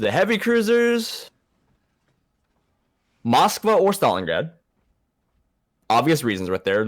Good ballistics, great accuracy. The guns hit ridiculously hard right there. And Moskva obviously had the legendary mod, which makes your guns more accurate. Stalingrad obviously has 305s, and those things hurt like crazy. So you can counter, Colberts, you can counter Minotaurs, and you can counter Smolensk. It's going to be great, doing those. Number 3, obviously, number 2, I would have to say Des Moines. Des Moines, because Des Moines has always been solid right there. You have the legendary mod, and basically you literally just go up, and you just start juking the crap out of people. And then you've got hydro, you've got heal, and you've got radar. If you want to, you can switch to hydro for defensive A if you really think the CVs are going to be that bad right there. Okay. But at least you have a fighting chance. All right. Guys, we're back. Sorry about that. Welcome back to episode 47 of Cross Your Bow podcast with me. Servant of Mike K. How's it going? Hit me up. I had to run, man. Whew. Had to run there and back. Real bad right there, huh? I'm an average. I'm an average size, so it hits average me hard. Size right there. Twitch.tv/statik the warmonger and at statik TWMR over on the Twitter, guys. Go hit him up. All right. So when I left, I'd posed the question, what are your top three? And you said you split your line. I split my lines. You split your lines into heavy and light cruisers, which is something very viable that we will do in the future now. But I wanted to say one thing. I don't think it's going to be a push heavy meta. I think it's just going to be a very mobile meta for battleships. I want to confirm that. Not a push meta, but a very mobile meta. All right, go. Yeah, no, I ended up like rambling off a little bit right there. For the light cruisers, I said Smolensk, Colbert, and Worcester. And then Smolensk, you're dumb if you don't pick that because this thing is blatantly overpowered right there. Colbert, spam. Worcester, spam. You're just mostly using it to sit behind an island. And if you do the heavies, Moskva/Stalingrad is number 1. Des Moines is number 2. Okay. Number 3 is going to be a weird one right here. And I know people are going to judge me for this. All right, go for it. Hindenburg. No, I like it. Hindenburg. Hindenburg just sounds like a sleeper pick, but you've got 17.8 kilometer range when you take range mod. You've got like a 9.8 second reload on 12 guns that have quarter pen right there. You know, and it's like if you could take spotter plane and that will solve your range problem right over there. You can angle away and it's got decent armor. You've got 40 mil sections of plating on the bow and on the stern. And so shells are going to bounce off for this. You're a relatively tanky cruiser. That fucking recent reload is fucking amazing. Yeah. And then when you can clap cruisers. If you find a cruiser and you find it broadside, God forbid that thing lives. If you shoot at it with AP, you're going to delete it. Yeah. You know? All right. You do that to any cruiser. I could break down in light cruisers if you want, and I can break down heavy cruisers. All right. So, I'd like to hear your takes. All right. I really like Smolensk number 1. It's got to be number 1. Smolensk number 2. Smolensk number 3. Smolensk number 10. All the way up and down. But to just diversify the picks, Smolensk number 1. I'll take Minotaur. I'll take Minotaur to get in closer with the smoke to some of these things early, so they can help out the DDs on some of these early caps. And then number 3, yeah, fine. Fuck, we'll go Colbert. I was going to go Worcester with the radar, but I just like playing the Colbert. Fair enough. As for heavies, I don't like the sit mobiles. I don't like the sit still meta of those boats. So I won't be choosing the Moskva number 1. But I do like the very mobile, very fast, very agile, heavy cruisers. Zao. Zal's always is a staple in fucking rank season all the time. Really good. Hindenburg number 1, Zao number 2, and then I will take. I like the spotter plane Demonis number 3. Spotter plane legendary mod. Demonis. I've never been a fan of spotter plane Demon. The only reason why I'm not I know it's a troll. And people are like, oh, that's just fuck troll. You're wasting that fucking radar. My God, I have played that recently, and it is so much more fun and so much more engaging to me to play the stop and go Demonis legendary mod with spotter plane than it is just sit behind an island and radar. Oh, I don't sit behind an island and radar. No. I understand. I totally get it, but that's what I'm calling. That's my choice. It's probably a bad choice. Yeah. People are like, "Man, you're an idiot," but that I really enjoy that, and I think it's a good thing. Like it's not a bad pick to play spotter plane Des Moines, but my main problem with this is that the people that take spotter plane Des Moines don't have the aim to make the spotter plane work. Oh, I'd make it work. That's my only gripe against people that take spotter plane Des Moines. They don't have the aim to be able to properly lead a target at that kind of range with that kind of shell travel time. Do you remember the last tier 6 rank season that they did that was full rank season, not a rank sprint, and there was those shitty Fusos sitting behind islands with HE spam. You remember that shit? I would take T61 wasn't a thing back then, so I played Hatsuharu throughout the most of that thing. for 5.8 kilometer detection. But on the off chance that my game was over, I left the game and I would go play a battleship. I would play Arizona with the spotter plane. I think you can get a spotter plane in Arizona, and I would just absolutely murder those dudes sitting behind those things. Full speed didn't matter. I learned at a very young age in the game, very early on, that if you can learn how to shoot with a fucking spotter plane, you are a fucking monster in this game, and you can devastate people from way the fuck out. So I highly recommend people learning that skill very early in the game. Take those planes, take those spotter planes, and fucking fail, and then you'll start to figure out where you need to go. Mm-hmm. But anyway, there you go. There's our heavies and lights. What do y'all think? What's y'all's heavy cruisers, light cruisers? And now on to destroyers, man. I mean, this is a very controversial topic, depending on how you play destroyers. I am not a destroyer player, but oddly enough, I do have my top threes. Call me insane. Give me your top three. Number 1, Harugumo. Harigumbo. Okay. It eats full pens, but with 10 100 millimeter guns with quarter pen right there, you're literally going to be milking everything. And you're just going to be farming the crap out of everything right there. Then you pair that with the fact that you can have the heal buff and the reload buff. You will literally eat other DDs alive, period. Yep. And if you don't, you'll be eating cruisers and battleships alive because you're just going to be setting fires and getting shell hits and pen damage nonstop. Lots of them. Period. Right. Number 2, Kleber. Mm-hmm. 4 double barrel 139 mil guns right there, but with the engine boost and the main battery reload booster right there, again, pairing that with the fact that you're going to have the heal and you're going to have the reload buff right there. You play it medium long range and you literally farm away. Yeah. And people either shoot at you and waste their shot because they're going to miss. Right. Because you're way too fast to lead properly and you would juke at that range anyway. Mm-hmm. Or they just get farmed down. Yep. Number three. Weird pick, Daring. Not a weird pick. Daring, as much as it doesn't fit into this right here, Daring has the heal and it's got the 3 kilometer hydro, but the main thing is that the short bursts of smoke allow you to reposition constantly. Uh-huh. And then you pair that with being able to have the perma heal on top of having heals by default, kind of gives you an edge against other DDs. Okay. Because you can technically outlast them in the short term. Right. Those are your three. Those are mine. All right, so you said Harry Gumbo, Kleber, and Daring. And Daring, okay. In that exact order, 1, 2, and 3. All right, so I will swap that order a little bit here. I'll take Kleber number 1, simply for the fact that you're going to go in there and you're going to get those early fucking caps. As long as there's not a CV in the game, you're going to get those early fucking caps because there's nothing that can outgun you. Mm-hmm. You shit on everything in a Kleber. Yeah. My number 2 is my personal pick, is Z52. Love the Z52. I love the hybrid style. I love the fucking 6 kilometer hydro on it. 6 km hydro is always strong. That is if you're not going to do much against a Kleber with your HE because the HE on these boats suck. But if you can get them broadside, you can do a pretty decent amount of damage with your AP.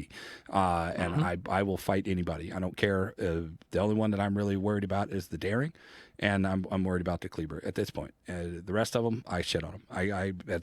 It's my boat. It's been my choice for tier 10 rank seasons for a long time. My tier 9 rank seasons, the Z52 or Z46, and my tier 8's the Low Yang. All for the hydro, all for the utility, and all for what those can do.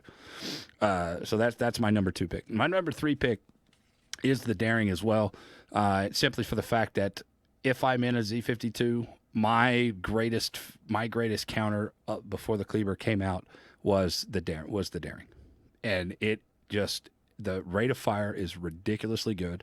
The hit and run capabilities of the Daring to get yourself in and out of trouble. Yeah, it's slow as fuck. It doesn't have any. Doesn't have any fucking speed at all.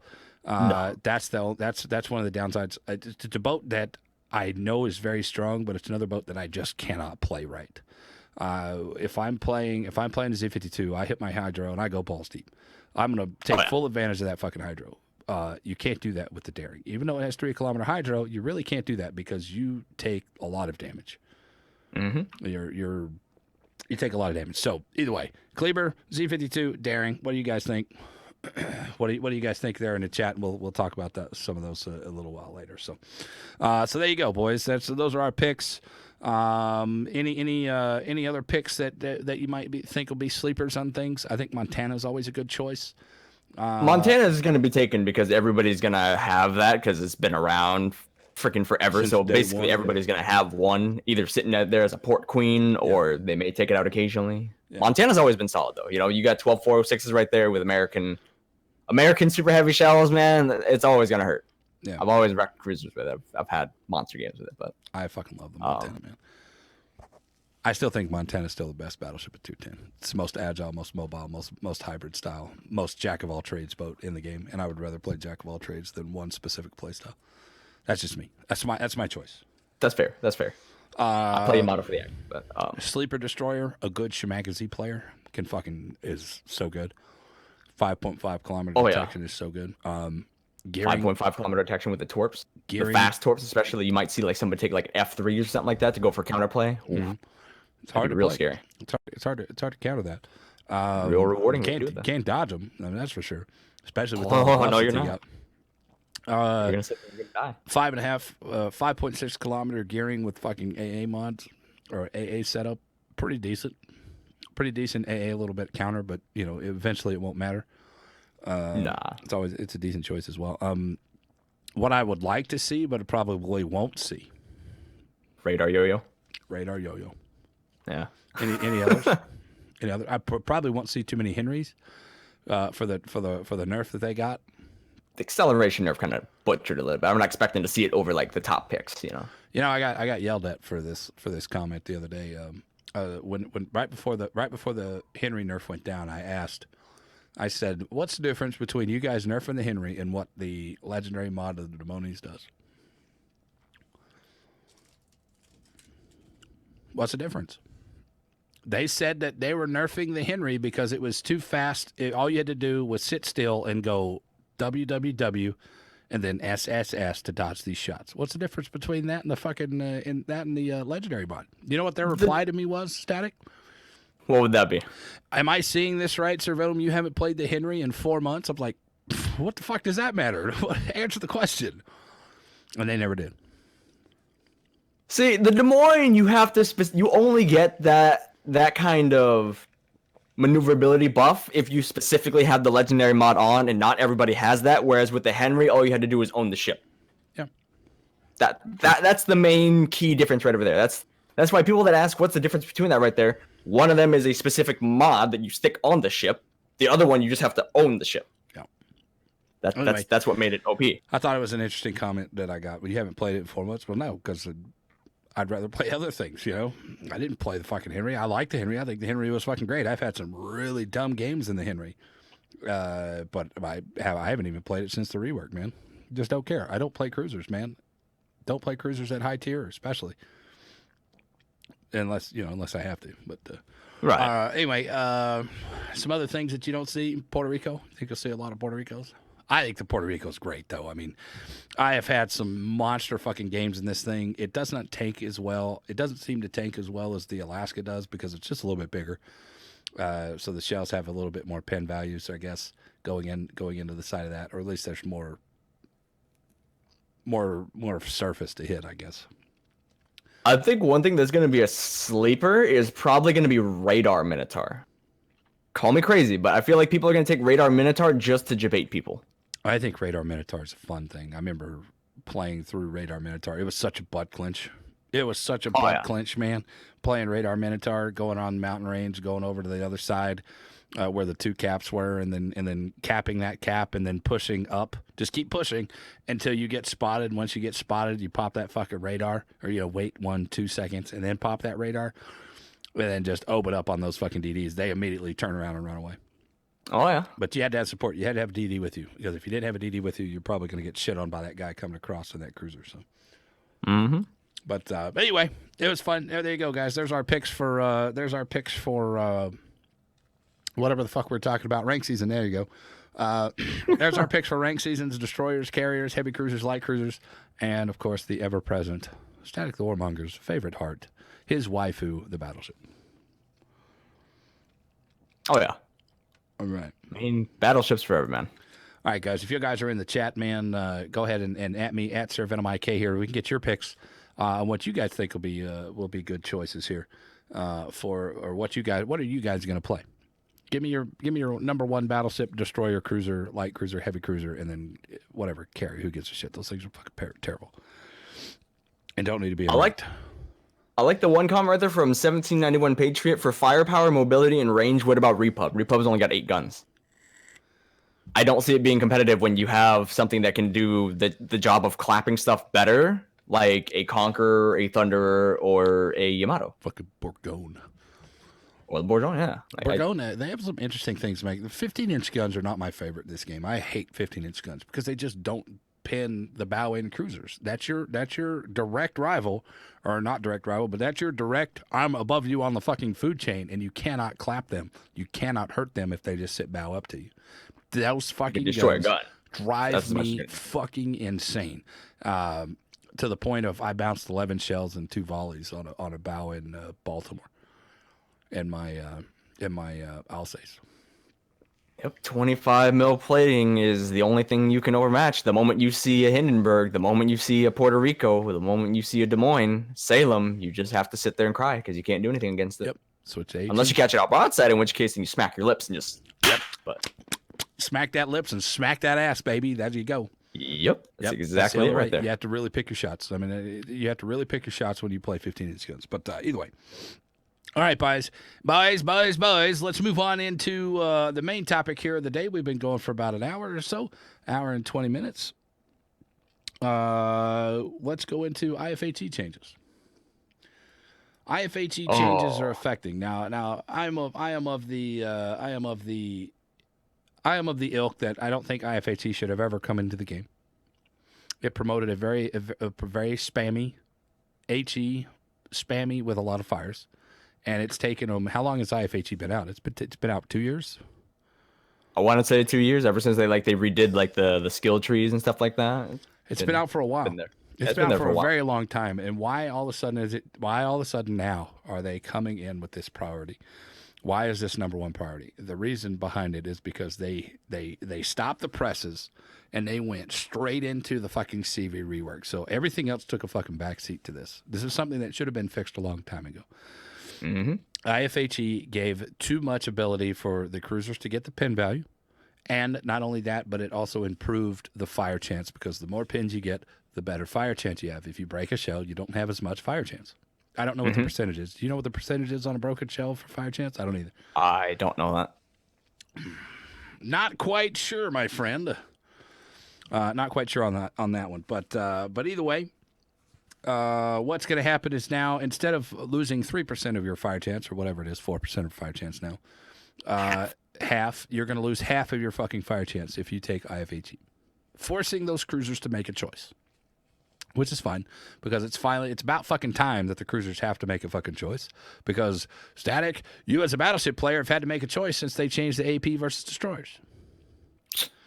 Yeah, I still shoot AP only at them. Still works. I do as well. It's just the most consistent amount of damage. Because I tell you what's the most frustrating about that is when you fire off your 9 guns and you hit 9 shells on a fucking DD for 0 damage and just knock out half of their boat. They hit the repair button and they're dropping 8 torpedoes on you. I fucking hate HE shells. I hate battleships that fire only HE shells, and I hate that guy that sat there and told me that I need to be playing an IFHE fucking Yamato. No. I hate that guy. No. That's dumb. Not fun. Not fun. No. But anyway, all right, so IFHE, you're going to lose it. Plus, there's some armor changes. You want to talk about these armor changes? You have a little bit more knowledge about these. So, changes to penetration mechanics. This is pulled directly from the website right over here for Public Test Bulletin 0.9.2. The armor penetration capacity of HE shells of Tier 8 to 10 cruisers carrying 6-inch guns, 152 to 155 mil guns, which was previously calculated in accordance with the 1/6 caliber rule, 1/6 pen, is now going to be calculated in the 1/5 caliber rule. So basically, instead of rounding down now for pen, they're going to round up. The rules for calculating armor penetration capacity have been changed for all HE and SAP shells. Now the new rule, a shell penetrates armor if the armor thickness value is less than or equal to shell pen value. This will be applied instead of the rule, a shell penetrates armor if the armor thickness value is strictly less than the shell penetration value. For example, 152 millimeter shells fired from Helena would be able to penetrate armor plating with a thickness up to 25 as opposed to 24 that it used to be. So basically now if it says that you can pen 25, it's not that 25 is greater than 25, it's now 25 equals 25, which is what you can pen that. Sounds a little bit confusing, but it's kind of simple. They're basically making it so that 1/6 pen on those 6-inch guns is now 1/5 pen. That's really simple to understand right over there. A little bit better pen. A little bit better pen right there, basically. Changes to cruiser and battleship armor protection. Okay. Changes to cruiser plating will make these ships more resistant to battleship salvos if they are positioned wisely. AP shells of certain calibers will ricochet off the plating of the central part of a cruiser if they impact at a sharp angle. At the same time, the central part of the hull and deck of cruisers carrying guns with a caliber of 190 or more has thicker armor, while cruisers with guns of a smaller caliber have thicker armor only on the central part of their decks. Changes result in a greater distinction between light and heavy cruisers. What does this mean? Heavy cruisers that have a 30 mil center deck will now also have a 30 mil upper belt. Light cruisers, which is ships that are defined as having guns with a caliber of 189 and smaller, right, are going to have only a 30 mil center deck, but their upper belt, which is like the side plating of the ship right over there, when you exclude the main belt, can be like 25 or something like that, right. Which basically makes it so that heavies have a better chance of tanking 406 millimeter shells. Lights have that center deck that allows them to be a little bit tankier against the 406s because they will bounce at certain angles, but they can still get nuked from the side, or they'll still take massive pen damage from the side. That's the distinction. All I can say is fuck you, Wargaming. Cruisers are already hard enough to fucking kill as it is. Why the fuck do they need to survive more? They're already hard enough to kill as it is, man. How many of those shots have you gone into the side of these things flat broadside and just overpin? Some ships I overpen. Others, they just explode. Yeah, okay, all right. Fine, fair. But like, holy fuck, man. This shit drives me nuts, man. Now, I will say this about this. I will say this about the armor change. If I'm in my fucking Atlanta, and it doesn't matter what angle that I'm at, I just get fucking smashed all over the place. If this can, if I'm at a fucking decent amount of angle, and I'm getting shot at by a Colorado or something like that, and he hits me at that angle, I have a better chance of surviving now because I'm playing my boat smart. I'm playing my boat at that angle. The flat idiot broadside guys should be punished harder, I think. I think that they need to take a look at the way fucking shell mechanics work and revert some of it, because those guys that are flat broadside, they need to be fucking punished because they made a goddamn mistake. And I tell you how many times that I've gone in for some of those light cruisers and you just can't kill them. I have such a hard time killing the fucking Seattle from flat broadside from 10, 12, 15 kilometers away, with Montanas, with everythings, man, with everythings. I just can't kill them. Worcester, same thing, man. I just cannot put them down. It's so frustrating. It's like they've dumbed the game down for these people that are fucking idiots that are just going to sail fucking flat broadside, and they're like, oh, well, well, let's go with fucking shell pen mechanic here. Fuck you, game. Yeah, some people definitely have potato protection right there, as I call it. You just sail your ship in the worst possible position, and nothing happens to you. Yeah, I was playing at Belfast last night, and I got shot at by an Iowa, and got shot at and just erased me off the board. I was full health, just deleted me. Whatever, it's my own fault. If I make that shot, 6 overpins. That's it. If I make that shot, 6 overpins. So much of that crap happens, and I think my shots of deletions and death strikes have gone way the fuck down versus my death strikes versus me, and the broadsides are just ridiculous. Any kind of angles, you just really don't do much anymore. It's gotten pretty hard for battleships, and it's pretty frustrating. This is going to extend that, but if this extends that and then kind of curbs some of it because you're getting thicker armor on the sides, and now I'm actually going to be able to pin you. Maybe it'll curb some of the overpins that are happening on the broadsides of cruisers, heavy cruisers, light cruisers, and shit like that. I hope it does. Will it in reality? Probably not. But that's a hope. That's a It's hope. minuscule the change right there, but it might help you depending on which angle you hit at right there. Because if you still have the pen to go through it, you may be able to get the shell to arm, which could result in more damage. But God, I they fucking made hope it so. basically tank your like long range. Yeah. Well, another thing that this is going to help, and it's something that has been needed to, I think needed to be addressed for a long time, is the amount of fires that are on the board. Oh yeah. Fire prevention not being good enough. I think fire prevention is fine the way it is now, but it's just not good enough. It needs a 10% fire chance when doesn't really mean 10%. It's 10%. It's not. You don't start at 90% fire chance. You start at 100% fire chance, and that Thunderer with 64% fucking fire chance only takes 10% off of that. It's still 50 fucking 59% fire chance. Yeah. It's ridiculous. Fire chance is out of control. And not only that, but the 21% fire chance of some of these British heavy cruisers and the Smollett Scout, you name it, whatever fire starter boat that's out there that are taking the IFHE. I'm hoping that it curbs some of those fires, because something that I've said since for a very, very long time, fire prevention is really not worth the 4 points because it doesn't do enough. I wouldn't say it's not that it doesn't do enough, but I will say that obviously it reduces the chance of you getting set on fire, and it reduces your maximum fires from 4 on the ship to 3. Yeah. But if you're on fire the entire time, who gives a shit? At that point, it kind of depends on like where are you positioning yourself that you're getting farmed down like that at the time. Fire prevention is probably the worst skill on the tree, and it's the worst named skill on the fucking tree. Simply for the fact that it doesn't prevent fires enough. You're always on fire. I've sat there with fire prevention on my boats and been on fire. How long? How many times? 19 fucking times in one match I was on fire. Well, that also comes down to it. What was shooting at you specifically? Doesn't fucking like matter. Something Fire with, prevention should be fire better. Chance, something with just like low fire chance, and the person was just getting ridiculously lucky. It is called fire prevention. It is a very poorly named skill. Very, very poorly named skill, because it doesn't prevent enough fires. 10%, it's not much. Up that shit to 40%. Ask for 50% fucking fire reduction and settle for a quarter. Settle for 25%. Settle for 20%. Just buff the fucking resistance of our fires again. Cruisers are all about wanting that fucking realism in the game. Oh, your shells are too fucking big to go through. They're just going to pin straight through my shells. Well, you know what, motherfucker? You want some fucking realism? Static, you want some goddamn realism? Fire never killed a goddamn boat, ever. Fire never killed a goddamn boat, ever. The detonation from the magazine killed it. Caused by fire. Or something. Yeah, I was gonna say I wouldn't say fire never killed the boat. A goddamn boat since I'm laughing in Midway right now. In the steel era, fire never sunk a boat. I'm laughing at Midway right now, to be honest. But you want some goddamn realism? Let's put that motherfucker in there. How about let's take overpins and add flooding back to the game? How about flooding from overpins? Flooding overpins. That's old school.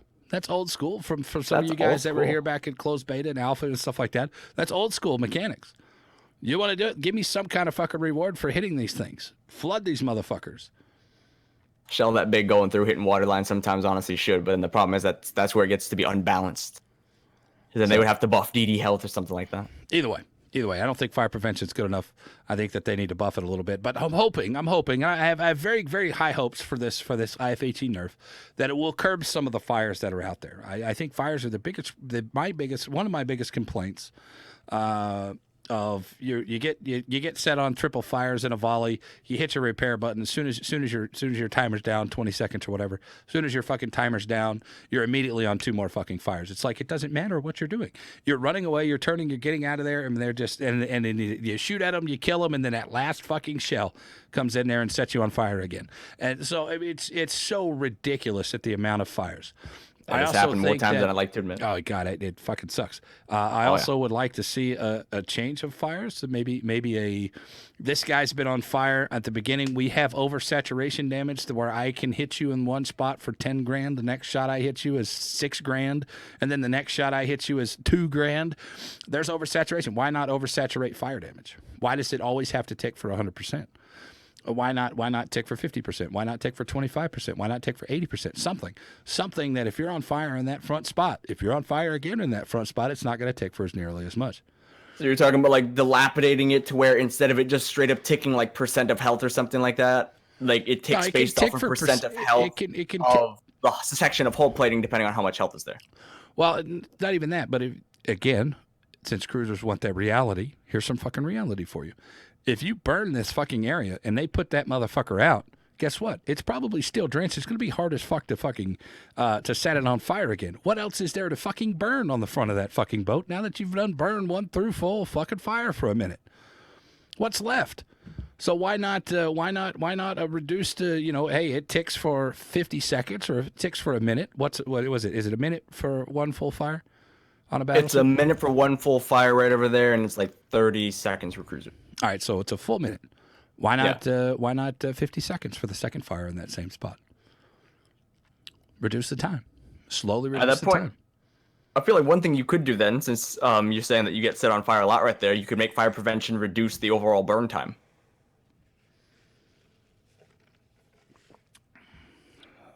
Say that again. You know? I was gonna say like if you want to talk about like reducing fires and stuff like that right over there, because you're always getting set on fire with fire prevention, you could just like reduce like the burn time of fires from that skill. Just like add that onto it. Yeah, reduce it, double it up from 10% to 20%, and then reduce the fire chance, or the overall fire time. We already have you have skills out there. I mean, I've gone away from. On some of these boats, gone away from the full-on secondary spec and gone full tank with some of these boats. And you can get with the demo mod, I guess, that you buy for coal. You can add time on your fucking immunities. You can add reload time to your jack of all trades, that kind of stuff for your consumables come back. You can add all that shit on there, but it takes so much to just prepare for that only. I think it's a little bit overboard. How much you have to put on your boat just for one mechanic. Just for one mechanic of the game. It's kind of outrageous. That's why I think fire prevention needs a change, because fire prevention alone isn't good enough. So you have to go with fire prevention, and you can pull it up. I don't know if you have the game open, but you can pull it up. Look at all of the modules that you could put on. First slot, there's that module there in the first slot. There's the DCP one that increases the duration of specifically your repair, like your repair. Right. Second slot has damage control system mod 1, decreased chance of fire and flooding. Right. There's fire and then prevention. Slot number 4, you have decreased duration of fire and flooding when you are actually set on fire or flooding. Mm-hmm.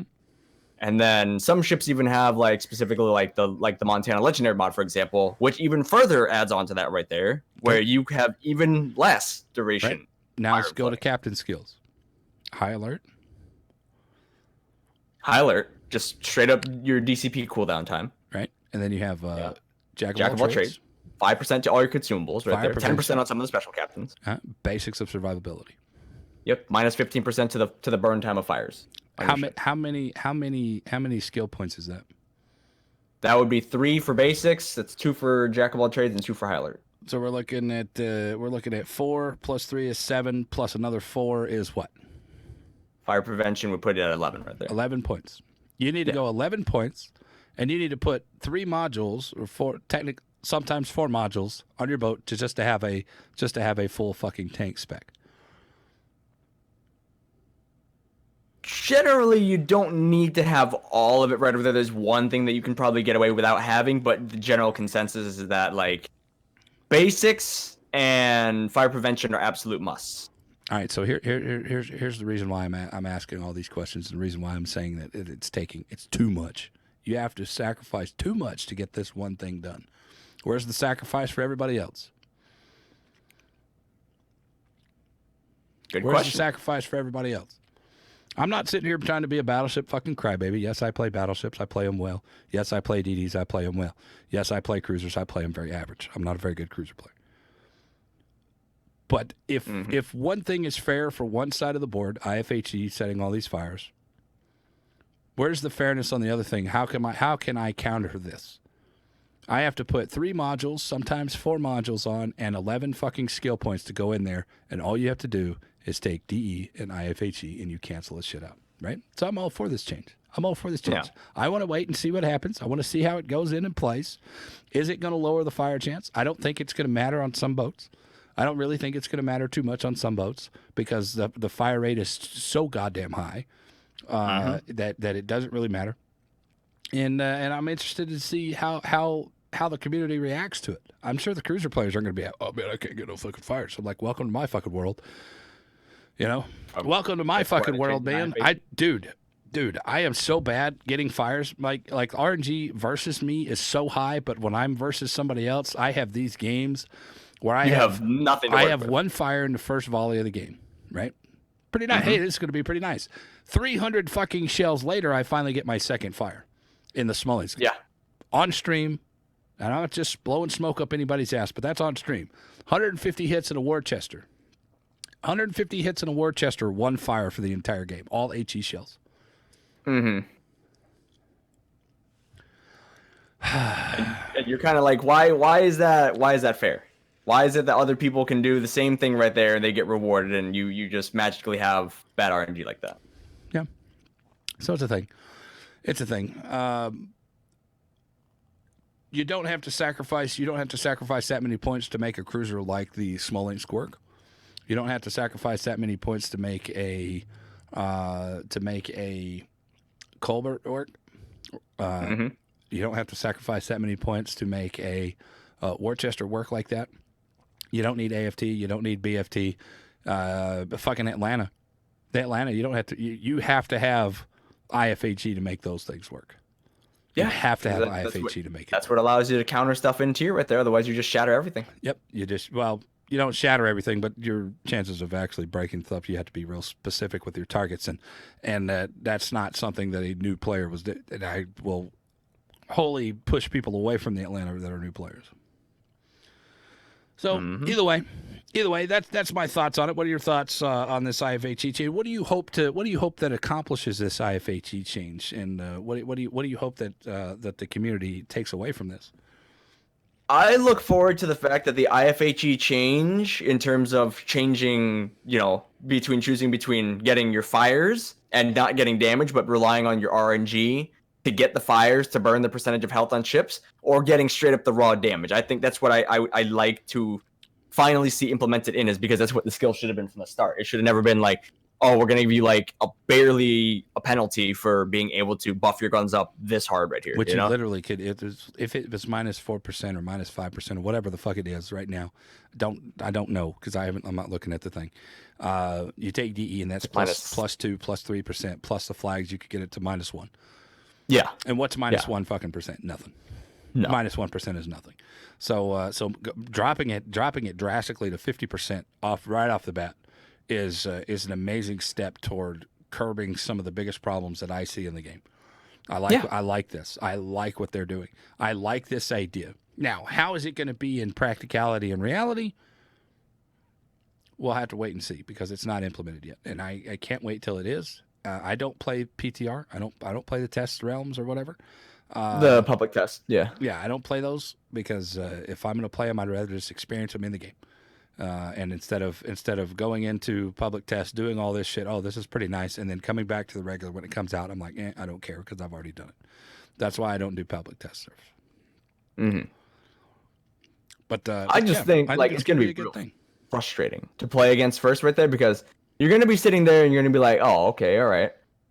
I'm going to play the ship the same way that I usually always do. But then it's like, you're gonna have the mindset of being accustomed to playing with IFHE on, so you're gonna get frustrated at the fact that you're not getting fires. But that's the one thing you're gonna have to understand is the skill got changed for the better. Because the skill got changed to what it should have been. Oh yeah, absolutely. And the skill has gotten changed to what people had been advocating for a long time. And right after it came out, I remember people telling me, and I remember saying it myself. Yeah, this is still not good. Oh yeah. I remember saying it myself in the streams back in the day before I was even a fucking community contributor. That this needed to change, and it causes too many problems that it fixed. for everybody else. The cruiser guys were like, "Fuck yeah, man! Hell yeah! Fuck you, battleship! You got 80,000 you got 80,000 hit points. You got 108,000 hit points. You can fucking handle a You couple don't need of all that fires. health. Yeah, you don't need all that fucking health." So maybe, just maybe, Static the Warmonger, you know, and I know that before the British battleships came out, that the battleship was number one top big dick swinging thing in the game. Oh yeah. When the British battleships came out, there's the mentality shifted a little bit. The mentality shifted a little bit into where everybody's firing HE. Then some magical things happened, and they changed the way armor mechanics happen, and your shell interaction with armor mechanics, rendering the battleship to a second-class type citizen. Now, and I'm not saying in every situation it's that way, because in majority of the situations, it's still really fucking solid. But I will The argue, battleship is still going to be the same. I will fucking argue, hands down, that Tier 10 is the most cruiser-heavy, unbalanced nonsense since Tier 7. Tier 7, the cruisers are better than every battleship in that tier. Tier 10, the cruisers are better than every battleship at Tier 10. Hands down. It's a cruiser-heavy tier. Making the entire tier unbalanced. I know, guys. Hang on. Kremlin, Ohio, Montana, all this other shit. Yes, you can still delete these people. The chances of you deleting them now than they were before British battleships came out, because I mark British battleships as the downfall of the battleships.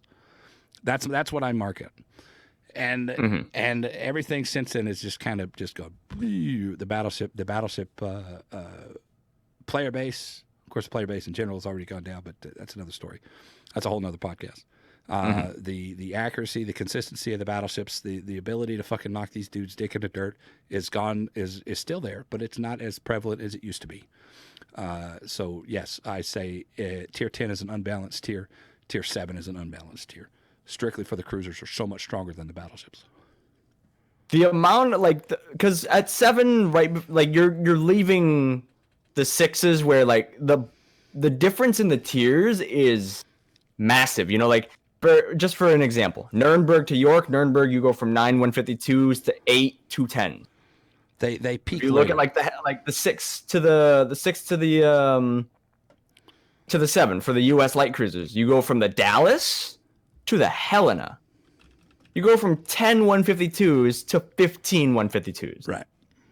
You know, and then you got even more health right there, and you've also got more secondaries, and you've got more AA. Okay. You know, like even like the battleships is it's not necessarily always an upgrade per se, but the cruisers, it is massively an upgrade. You know. Yep. All right, so here, check this out. Here's the reason why I say this. Tier 6, everything's relatively balanced with each other. DDs are good, the cruisers are good, the battleships are pretty decent. You know, the cruisers don't really outshine the battleships. The battleships don't really outshine the cruisers. The destroyers, when you have that mechanic of the battleships and the cruisers being on the relatively same page, the destroyers are able to survive. And when their destroyers are able to survive, it makes it for a balanced tier. And we're just talking about straight up Tier 6. We're not talking about Tier 6 into Tier 7. All right. So when you go up to Tier 7, your battleships kind of lag behind a little bit. The cruisers take a very big leap in efficiency and just goodness, straight up goodness at Tier 7. So the destroyers are subject to that much better of the cruisers, rendering them pretty much handcuffed the entire game at a Tier 7 game to the battleships that are out there. If you have a Tier 7 game, other than the fucking sign up, what do you got? What else is good at Tier 7? They're all good things here and there. But where's the consistency? You have the consistency in Tier 6 to be able to knock these dudes out, knock their dick in the dirt, get them off the fucking board. Tier 7, Gneisenau. It's a piece of shit fucking accuracy guns. I don't care what the buff says. I don't care what anybody else says. The boat is just terrible. The Nelson, pretty decent. Nelson's always been solid. Print the and guns on it are force. pretty good. They're pretty accurate. They're pretty consistent. The sign up, pretty good, pretty accurate, pretty consistent. Colorado. Colorado is a very, very inconsistent but very accurate when it's accurate. Fair. That makes sense? Fair. All right. The Leon, the guns are way too fucking small for battleship armor, but but on broadside cruisers they do very well. They do very well, right? What else? What else is out there? King George, get out of here. Duke of York, get out HE of Farm. here. Duke of York's HE even spam. worse KGB, man. Anything else I'm missing? Any shiny horse? Guns are too fucking small to be consistent enough. They're 11 inches. They do 7,000 on a Citadel. You have to hit these guys 6 and 7 times with Citadels to be able to delete them. So what happens? They stay alive, and when they stay alive, they do more damage. And the more damage you do, the less chance that DD has, the less chance you have. So I don't find the battleships at tier 7 balanced with the cruisers. The cruisers are way stronger at tier 7. You see where I'm going with this? Now, it's power creep in the guns, not in the armor. Basically, is what you're getting at right there. Like the firepower that they have is way higher right there, but you can still clap them out, assuming that you manage to actually get your shots on them. Right, there you go. So the power creep, the leap from tier 6 to 7 in cruisers is very good. The leap from tier 6 to 7 battleships is not as good. It's a backwards. It's not as much of an upgrade. If you go from 0 to 100 on the cruisers, from tier 6 to tier 7, you go from 0 to like 50 on the battleships. Now the battleships peak the next tier at tier 8 because everything at tier 8 is good. Every battleship at tier 8 is pretty solid. I have my own personal opinions about tier 8 battleships, but anyway, you get the point. The cruisers are still balanced. The destroyers have a fighting chance at tier 8 because the battleships are good. When you have a tier that the cruisers outweigh the battleships, it makes everybody else's life fucking miserable, and it shifts the balance. Cruisers at tier 8 are pretty balanced. Tier 9, they're pretty balanced with the battleships. They're all pretty good. It's not as much of an upgrade. The battleships at tier 9 versus the cruisers at tier 9, it's a little bit into the cruisers' flavor, but you're still within that range. It's not as bad as it is at tier 7. It's not like it's severe gunpowder fire creep on them. And then we move up to tier 10. Tier 10, they're all good battleships. All of them are good battleships. I'm not going to shit on any of these battleships, but the cruisers are just that much better. Cruisers are just that much better. Cruisers don't get punished as much. Exactly. So that shifts the focus and shifts the balance into the cruisers' favor, leaving the destroyers miserable lives. So it's not a good balanced tier. I don't find tier 10 balanced. I don't find tier 7 balanced. And I find that those two rank seasons are the worst rank seasons because of that reason. Regardless if CV's in the game or not. CV just makes it way worse. CV just shifts it around. But either way, there's my comment on it, and I'd like to get your opinion on that because I've talked about this a couple of times here on the podcast, and I think that's probably the most intricate description of what I'm talking about, and I'm interested in here. Some of these people will just be like, "Well, the sign up is great." I tell you what, the sign up's not all that great either. Sign up is good and accurate, but my God, if you fucking have a Colorado or a Nelson, you can knock the fuck out of it, right? Rock and stick in the dirt. Citadel through the fucking bow because you overmatch the motherfucker. Sign up can overmatch a sign up. That's the thing. It's good, but it could be better. All right. Either way, what do you think?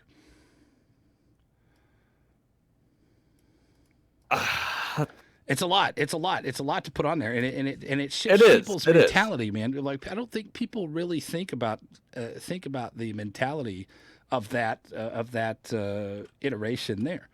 I think about it a lot because I basically where does this come from? Let's put it this way. Where does this come from? Where do I have the most enjoyment during rank season? It all stems from fucking rank season, guys. All stems from rank seasons.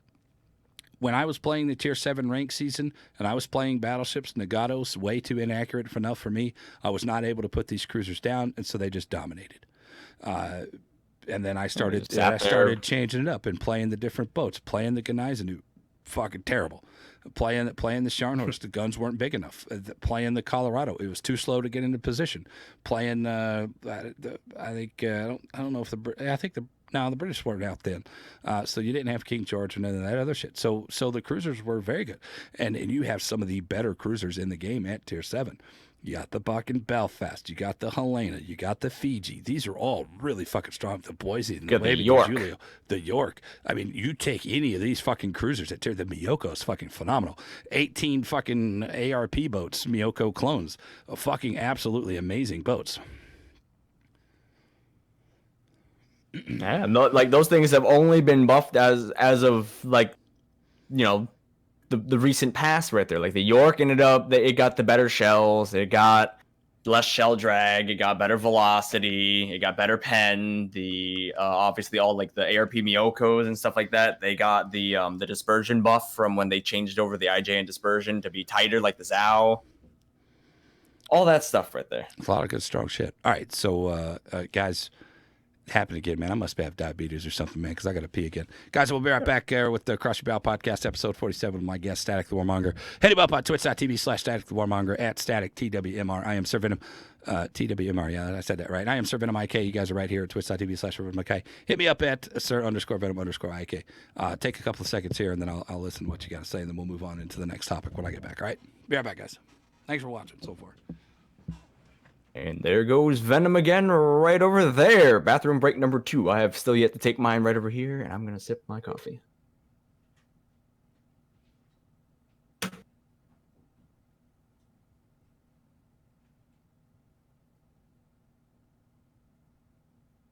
Oh, yeah.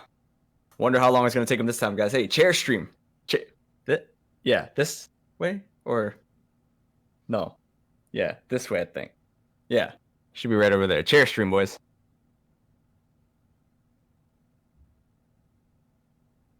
The magic iron bladder, Vecta, man. Iron bladder, dude. I've actually got to go to the bathroom right now, but I ain't gonna go.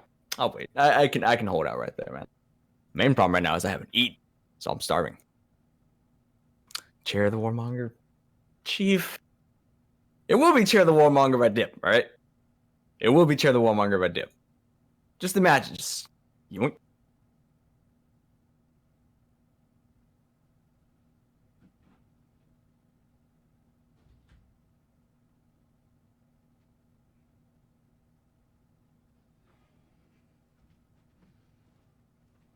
hide from it right there. Yeah, nobody can see me. The black shirt camouflages it, man. The black shirt camouflages. All that happens right there.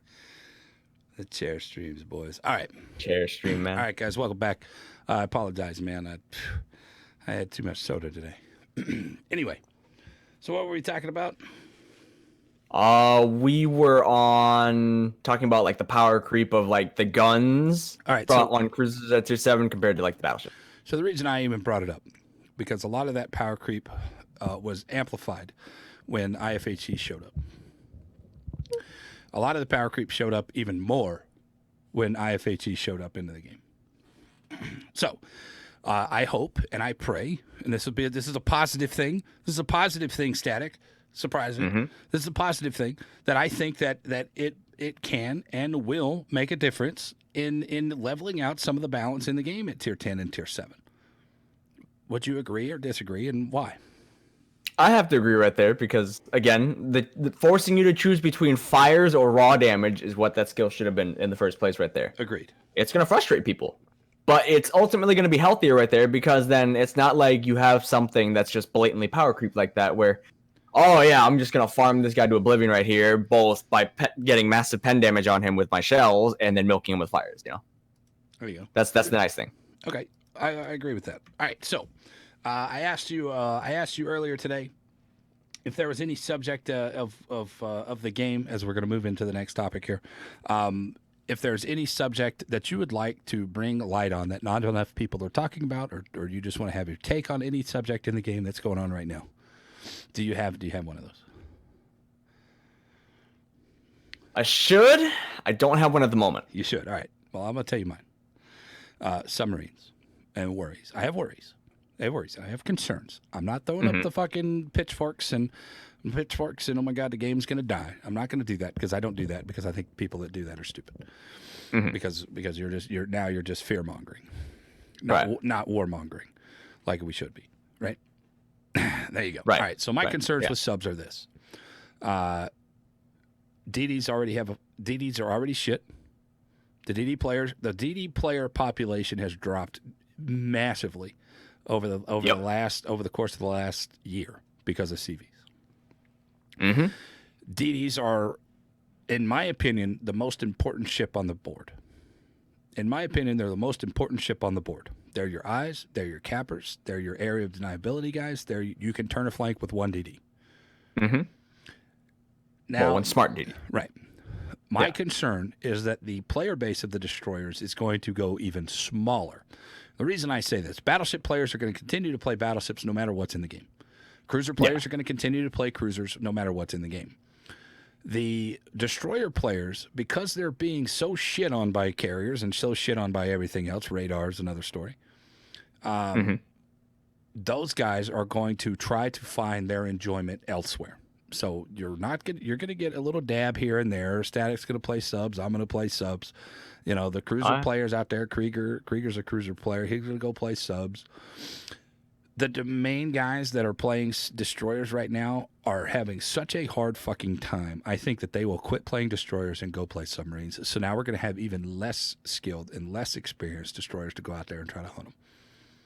Because it's like you're already the workload of the DD. It's simple, but when you factor in subs, the workload for the reward is probably not going to be enough. It's going to be too much work, not enough reward right there. Because not only do you have to cap, not only do you have to deal with aircraft carriers, now you got to go sub hunting and probably drop depth charges on them and try and counter them like that right there. It's like if they don't buff the XP that you get for playing a DD right there, I don't see us being able to keep a majority of the DD population, or at least what we have left of it. Or the competent DD players. Let's put it that way. Yeah. I mean, because there's always going to be people playing DDs. It's the competent DD players that we need. We need those guys because I know for a fact that a lot of the better destroyer players are not playing destroyers anymore. Mm-hmm. You know, I mean, I've come up against some really good fucking destroyer players from your clan, from other clans that are out there that are just really good, and I have a hard time dealing with those people. And you know, I toot my own horn. I'm going to toot it. Fuck it. Meek, meek. I'm going to toot my own horn. I'm a pretty accomplished DD player. I know what I'm doing. I know what I'm capable of. I'm a relatively decent destroyer player, and I don't even want to fucking play DDs right now. It's such a pain in the ass to want to fucking play them. I still do because I just love the DD playstyle. I just love it. But it's very hard. And now you're going to put me as a destroyer player in charge of capping, spotting, area of deniability, flank turning. Dealing with carriers. And now sub hunting. Dealing with carriers and now sub hunting into those carriers. Mm-hmm. And sub hunting into those guys that are going to bait you into the rest of the fucking team. I have concerns. I have concerns about the DD level of competence that's coming when submarines come out. I know they said something about light cruisers and stuff going in to help with some of that, but you're not going to get a fucking light cruiser to follow you in. No, they're going to sit behind that fucking island. And they're going to play selfishly because that's what rewards them. And that's exactly. They made a mistake in the last Tier 7 rank season. I think that mistake has permeated through the rest of the community, and not a lot of people are talking about it. And this is my point. When the last Tier 7 full rank season happened, the Sims was fucking Captain Save a Star. It didn't matter. It didn't matter how good you played. If you got a cap and you had about 10,000 damage, you were probably about 90% going to save your star. So what did they do? Instead of nerfing the experience gain on the Sims, they nerfed the experience gains DDs get from caps. They nerfed the game. They nerfed everything about experience gain from DDs.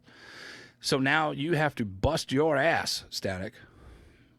I had a game. What the Sims barely works for. 150,000 damage, 3 kills, 4 kills, 2 caps. In my fucking Z52, and I missed my star by 400 points in that loss. Because this guy's out there spamming shit. I'm sorry, but you got to reward the DD players. If they're in just like the way Arms Race was in the beginning, just like ops are right now, the co-op ops or whatever. If you don't reward it, people won't fucking play it. Mm-hmm. And I see that being a problem. So reward DDs a little bit more for their action because they do a lot of fucking work, and a good DD player should be fucking rewarded for it. I can't tell you how many times that I've done so much good shit in there, and I only have 1,600 base experience. And then I get one shot by a DD or I get one shot by a fucking carrier for 10,000 plus damage. Yeah, you get nuked out right there, nothing you can do, and it's not fun for you, and it's not fun for the rest of the team because then they call you shit, and you can't do what you're supposed to do in the game because of a ship class right there, and then you're not having a good time because you get instantly deleted, and then you lose the game, which makes you salty. Yeah, Finality's in the channel here. I've played against Finality quite a bit. He's a damn good DD player. And he's hard to beat. I've beat him. He's beat me. He beats me more often than I beat him. And he's even saying that he's going to go into subs. I'm going to go test it out. I'm going to go try it out. Yeah. Do I think that subs have a place in this game? No, not really, because you're going a third dimension to the game that wasn't there before.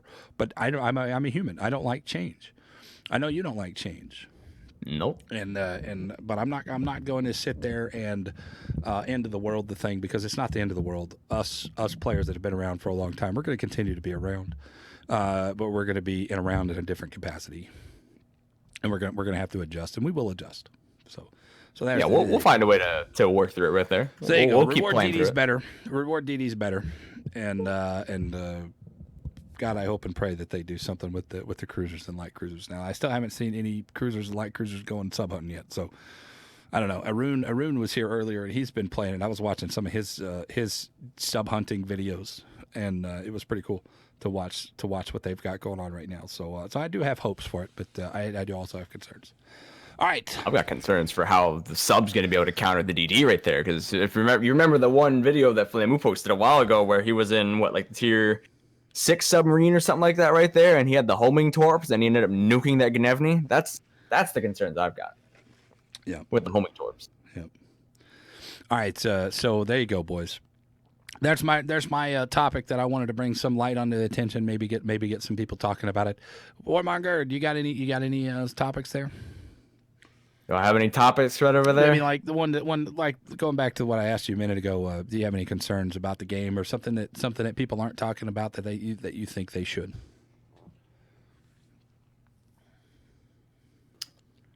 No, but I kind of wish that with the newer maps they would add maps that have less islands.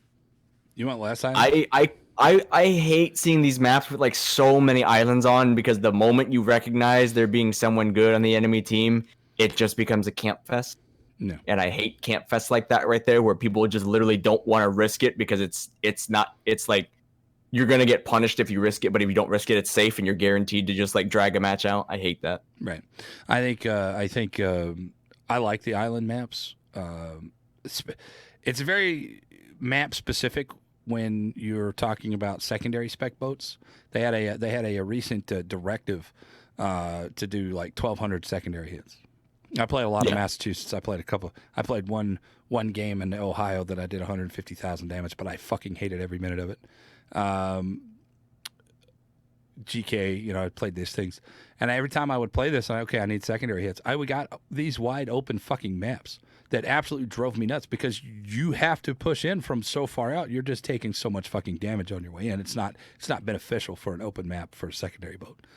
No, you need those islands to move in and move out and to get closer before you're actually able to, so you can be effective as you're on your push, because you're going to push at some point, because you got to get your secondary hits. You have to. So I like the diversity in the maps. I tell you what, one of my favorite maps out there right now, fucking Sleeping Giant, man. I know a lot of people hate that fucking map, but I love running into that fucking Thunderdome at A and just covering that fucking A cap with battleships, cruisers, destroyers. It doesn't matter. I'll go in there. Oh yeah. I love that fucking map. Two Brothers. I love going up the middle in Two Brothers for $5. I mean, it's an amazing thing. I like to win. And I'm going to go up the middle. It might seem like a fucking stupid thing, but if I can pull 7 fucking people back to fight 3 of us, then guess what? There's a side that's open. You guys can fucking push. Yeah. It's like you're not going to be able to do everything over on that cap right there. The team has to push at some point. Yep. So anyway, I understand the maps. I understand. I would like to see some of these maps with different game modes on them. I would like to see epicenter on shards.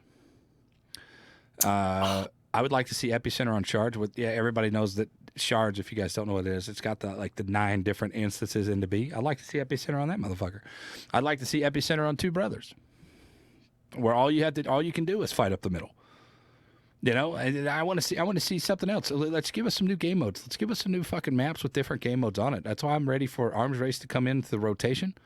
I want Arms Race to come in and put it on different maps. Put it on exciting maps. Force people out of their comfort zone. Force people not to fucking camp. You know, if you camp, you know what else they should do? Static for maps. They need to open the borders. No. That way people stop border humping. No, they need to fucking cause damage when they're on that fucking border. Yeah. Like rubbing your team fucking damage on that border, man, because that's a fucking broken ass fucking mechanic in the game where the guy can sit there his boat halfway out of the fucking map and then dodge every goddamn shot that comes in. Yeah, they need to remove he's not moving. Like you have the map itself right there as like a 42 by 42 kilometer map or whatever like that right there. But they need to make it so your ship can sail off the map, but for like every X amount of time you're off the map, your ship starts taking damage. That's what they need to do. Because that border hump shit is old. Yeah. And it's so frustrating to shoot against that right there because there's no counter for it. Yep. And they can literally just sit on the border. And you can't do anything about that. And the only thing they suffer is an engine penalty. Yeah, it suffers a 50% engine penalty, and it gets potato dispersion. Potato armor is what I like to call it. Because everybody knows if you got a dude that's beached and he's sitting flat broadside, what's going to happen? You're going to miss your shots generally. I hate that, man. That guy's sitting dead still, and my dispersion is so shit. It happens more often than at times than I actually delete that guy. Yeah, you're just going to bracket him, or you're going to get like maybe a couple pens, but you don't really get like anything major, and you end up wasting like so many shots on him. Dude, that you could have taken on something else. Example. Now, I was playing in the gas cone. Not the most accurate ship.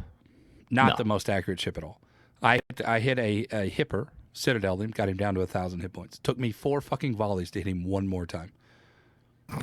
4 volleys to hit him one more time because my dispersion was so bad. And he was beached, broadside, dead still on a fucking island. Gross. From 12 kilometers away. That's not okay. Now, no, it's not. It's not okay. And it's blah. And so my question to you is, we talked about maps. Mm-hmm. Slava. Yes or no? Yes. You want the Slava? I want the Slava. I want it in the exact iteration that it was, a long-range sniper right there. And I don't want it because it would basically like overshadow the Yamato. I want it because then it would give you a way to punish the people that just don't want to commit their ships. Yep. Here's my thing. Now the majority of the people that I ask this question to, Slava, yes or no, they generally say no, and they say because it's bad for the game. It's bad for the game because it promotes a sit-back and sniping battleship playstyle. Well, what the fuck are you doing as a cruiser at 17 kilometers? What the fuck are you doing at 19 kilometers in a goddamn cruiser, dodged up, dip, diving, and dodging? You're basically sniping the entire time. Yeah. Meaning making it extremely difficult for a fucking battleship to do its job and punish the cruiser because that is cruiser over destroyer over battleship, battleships over cruisers. Mm-hmm. You're making it extremely difficult. You're dodging, duck, dip, diving, dodging, and you're not able to actually punish these cruisers that are making the mistakes. So I say Slava now. Bring the Slava out, man. Slava for the world. Slava for fucking America. It can save the battleship. Let me be accurate. Let me sit at fucking 18 kilometers. You're fucking doing it. Why can't I? And in the reality, in the reality of it, Static, the people snipe in every fucking boat that they have right now anyway. How many times have you seen HE spamming GKs at fucking 20 kilometers or whatever the fucking max range is that they can get? HE spamming Montana's at fucking 24 kilometers. Ohio's sniping from way in the middle of fucking nowhere. Georgia's sniping from in the middle of fucking nowhere. So why not give us a boat that actually does what it's supposed to do? Accurate shells at longer ranges. Oh, I've wanted that for a while right there, because then you can't just have a meta where people are just going to sit back and nobody wants to commit anything. You need to at least have something to punish that. That way people will actually make a play. Because I like the way that the Slava works right there, whereas it's kind of dumb when you think about the principle of it. More accurate at long range, less accurate at short range. Right. Well, that's the balance behind it. Yep. You can't just sit back because then something's going to punish you. Yep. And it's going to be able to do it efficiently, and that's what the game needs. Well, the thing is, man, they were only 16-inch guns. They're only 16-inch guns, so it's still gonna suffer like every other 406s have. You're not going to be able to bow pin somebody that that's what is it? It's not 30. What is it? What's the overmatch for 406s? It's 30. Is it 30? Okay, so you're gonna bow pin, but the majority of shit at tier 10 has 32 and up. There's very few of them that have under 30 millimeters that you can overmatch. The majority of those guys are going to bow up to you. 28. Is it 28? 28. What boats have 28? Boats have 27. That's why you go through the 27 millimeter bows. Nothing really has 28 though, and then everything else has like 30. Yeah, there you go. So there's not much that you're going to bow pin. This is for punishing the people that go broadside. This is for punishing the cruisers. The comment of, well, people are just going to only play this, only going to play the Sina or the Slava. That's stupid. People are going to play whatever the fuck they want to, and they're going to play however they fucking want to, no matter what the bonuses are. I've seen people play in the Kremlin from fucking 20 kilometers away, and that's the only way they play that boat. And every game, they're sitting way off in the fucking back. I've seen Yamatos do it. Well, Yamatos are actually tailored into that. They're better over 15 kilometers. I think under 15 kilometers, they're kind of questionable. Over 15 kilometers, they're really fucking strong. So I don't have a problem with people sitting back and playing battleships. They're going to do it no matter what. I think the funny part about Full Plastic Jacket's comment right over there is like, well, once you run out of stuff to shoot at in the back, naturally you're going to push in. See, here's the thing. Here's my deal. When people are telling me that it's a bad thing for a battleship to fucking sit in the back, what the fuck do they want to push in for right now anyway? There is absolutely zero reason for a battleship to push in with that amount of fucking fire on the board. With the Smolensk being out there, with the fucking Colbert, with the fucking Worcesters being out there, with the Harry Gumbos, with all of these things, why would a fucking battleship want to push in? It's death. Number one. Number two, who the fuck are you to tell me how I can play my fucking boat, yes or no? I'm going to play my boat however the fuck I want to because the wargaming gives me that option. And if I don't want to play it into its strengths, then I'm going to be bad. Simple as that. Cruisers are sitting out at fucking max range. Why not battleships too? Battleships are supposed to do that. Cruisers don't push in because they just literally get clapped if they play at medium short range. That's the reason why. Well, fine, whatever. So do battleships. Battleships get clapped. They get clapped by fires at medium to short range.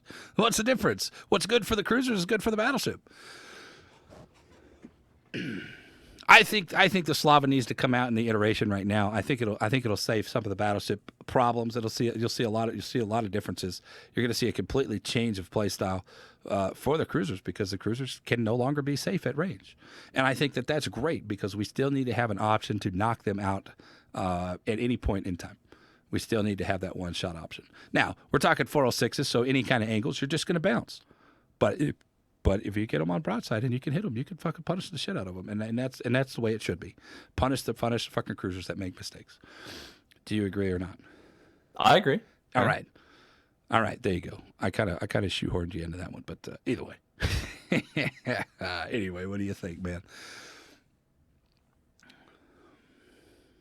I mean, it's just gonna be. It would be good if they did it that way. Yeah. You know. Do you think I'm looking at some of the comments here in the chat. Do you think that Slav would be bad for the game? It would be unhealthy because then you're going to stagnate the matchmaking and everybody's going to look at the Slav and they're going to be like, oh, wow, it's a new ship. I'm going to play it. And then the matchmaking is just going to be like what it is now with the freaking Smolensk where everybody and their mother is playing the same ship. So there's no variety of ships right there. But the moment you realize that it's like the ship is only going to be good at really doing one thing and it's not going to fit everybody's play style, people are going to eventually just... It'll filter out. Like they're going to move away from the ship, you know? Because people are going to adapt. They're going to change the way they're playing. They're going to go and they're going to either play even farther back or they're just going to like camp islands and then you can't get anything with the Slava right there. and people are going to get frustrated and tired of playing it, and they're going to switch back to something that's going to work. And they're going to have to push, and they're going to have to do something else. I mean, I think is it bad for the game? Not necessarily. I don't think it's bad for the game. It's a different aspect of the gameplay that we already do now. It's just a better version of it. To think that people are going to sit way off in the back leaves opportunity for the enemy team to push up underneath them.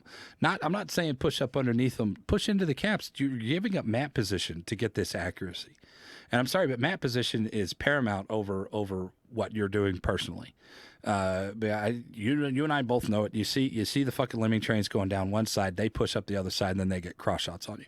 You see it all the time. And if you're going to play the Slava, there's definitely going to be a fucking negative action here if you staying so far in the fucking back that the team just pushes up underneath you into the caps. And now what are you going to do? What are you going to do when you're down 3 caps because you're sitting off in the fucking back? So there's definitely a downside to playing the Slava, and there's definite upside to playing the Slava. So, but that's what would make it balanced, quote unquote, within the meta right there. I mean, obviously, it's going to be unbalanced when you have nothing but Slavas on both teams right there. Yeah. But when you take away the fact that it's not like when you take away most of the Slavas right there, and you only have like 1 per team, it's going to be way more balanced. I agree.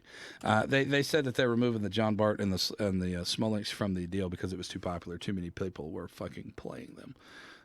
So I think that this is probably something that will happen as well.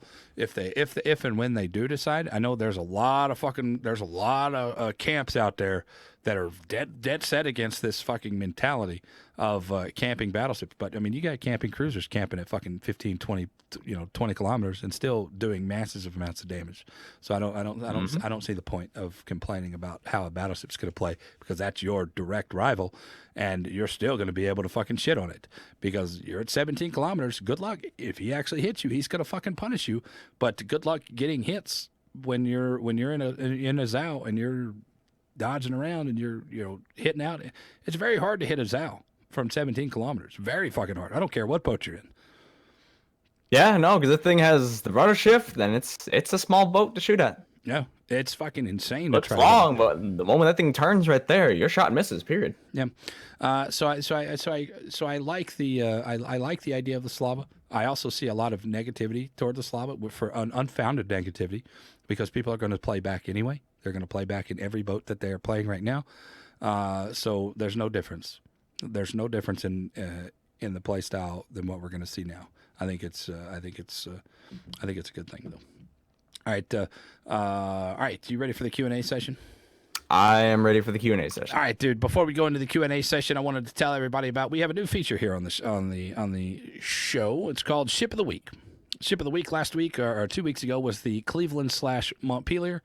Wait, is that the same boat? Yeah, Cleveland/Montpelier, and the winner of the best damage game was Resh. So Resh, congratulations! I've already sent you your codes out there. So what I want to ask, Statik the Warmonger, I want you to pick a ship. Doesn't matter what it is. Pick a ship that you want to see that you don't see a lot. That maybe one of your favorite ships, or maybe a ship that you don't like and you want to see what people can do in it. And tell us. And what happens is the people that come in and put it in the Discord channel of Ship of the Week, podcast Ship of the Week in the Discord channel. I want screenshots of your game experience and damage. And the best one will get container codes and a camo code from me. So I'll give them 1 container code and 1 camo code from the CC containers and stuff like that. So last week was Cleveland Montpelier. We did Alabama week before that. Let's see. Let's just give you a list of some of these that they've done here. We had Cleveland Montpelier. We had Alabama, and let's see. Go back up. Mahan was one. Okay. And what's this one? This one was the Sims and Sims B. And Massachusetts. Okay. And what else have we done? Hold on, I'm scrolling. Fuso was one. That was like Kami Samurais. Okay. You knew that was Kami's. But so either way, so there you go. Pick a boat. Doesn't matter which one it is. Any one you want. The Ibuki. Tier 9. Ibuki. Tier 9 IJN Ibuki. Yep. Japanese heavy cruiser right there. But people still think it sucks because, remember, when they buffed it, they gave it slightly better shell velocity, or at least they've reduced the shell drag, and they buffed the dispersion to match it with the Zal. That's just a boat you just don't see people playing, and if you do see them playing it, they're playing terribly. You know what's I funny? want to see more Buki gameplay. You know what I played last night? I played the 203 Mogami last night. Fucking love the 203 Mogami. Oh no, you're one of the 203 Mogami. No, I went in. No, Ibuki's the deal. But there's something to be said about learning that 203 because the 203 Mogami plays very similar to the Ibuki because the same guns, same setup. Well, it's almost the same exact ship. Yeah. The Ibuki's just slightly bigger. Yeah, slightly more health, and the Ibuki's a very good boat, man. What do you got? You got 10 guns. You got 3 10 203s. 10 203s. 8 torps 8 per side on the back. 16 total, and then you got a heal, and you can choose hydro or defensive. There you go. Ibuki's a very, very good ship. I tell you what, playing the Ibuki when I was grinding through it the last time, I would hit volleys 10, 11,000, set 2 fires with fucking HE. The HE alpha on the IJN are so good. The torpedoes are kiting torpedoes, so don't go broadside to get your fucking torpedoes off, people. Don't do it. Don't do it. Forget about them. You're kiting torpedoes, and you're going to try to kite them, and you're going to try to leash them into your torpedoes if you're running away from them. Long range HE spammer, it's relatively mobile. It's not as mobile as the Zao is, but it's still pretty mobile, and it does a pretty good job. So there he is, guys. If y'all want to get in on that, play some Ibuki games this week, and we will announce the winner next week with our guest doing a face reveal. Mo Like It, brand new streamer here. Has been a part of my channel for a long time, long-time supporter of mine. That's Mo Like It. You guys can check him out. But right now we're hanging out with twitch.tv/statik the warmonger. Guys, go over there, check him out. Hit him as a follow. You guys can hit him up at statik TWMR if you guys want to have a live conversation with him or myself. We have our respective channels. And at Twitch, or on Twitter, sir_venom_IK. And here on Twitch, twitch.tv/sir_venom_IK. So all right. You ready for the Q&A? Let's do it. Play the Ibuki guys this week. Well, we had a few, and I kind of missed out because I was talking a lot today, and I apologize for cutting you off. But hopefully you enjoyed the show so far. Oh yeah, I always love talking to you. I always love talking to me, Jash. I always love talking to Senpai because we can go back and forth and an open mind on everything. So that's why I love talking to you guys. And I wish if you ever want to come back, just let me know, and then we can set something up in the future, man. Of course. It's always nice getting the different viewpoints. Hell yeah, man. I have the same viewpoint every time somebody talks to me about it, but I get to reiterate that point like every other week. Right. But Tazik UK says on the topic of priority sector, today my game decided to do a factory reset. All my settings got wiped, and now every time a plane flies in my AA, I get a pop-up every time telling me to set it. That's just you just have to turn off the tips, period, and then those will go away. Yeah, it did that for me when I ended up like playing boats for the first time on my account on the new PC right there. It kept giving me the tips, stuff like that. You just have to disable it in the settings. Right. Guys, if y'all have any more questions, comments, or concerns about anything we talked about, go ahead and put them in the chat now, and we'll get to them toward the end, man. Where can I find that setting?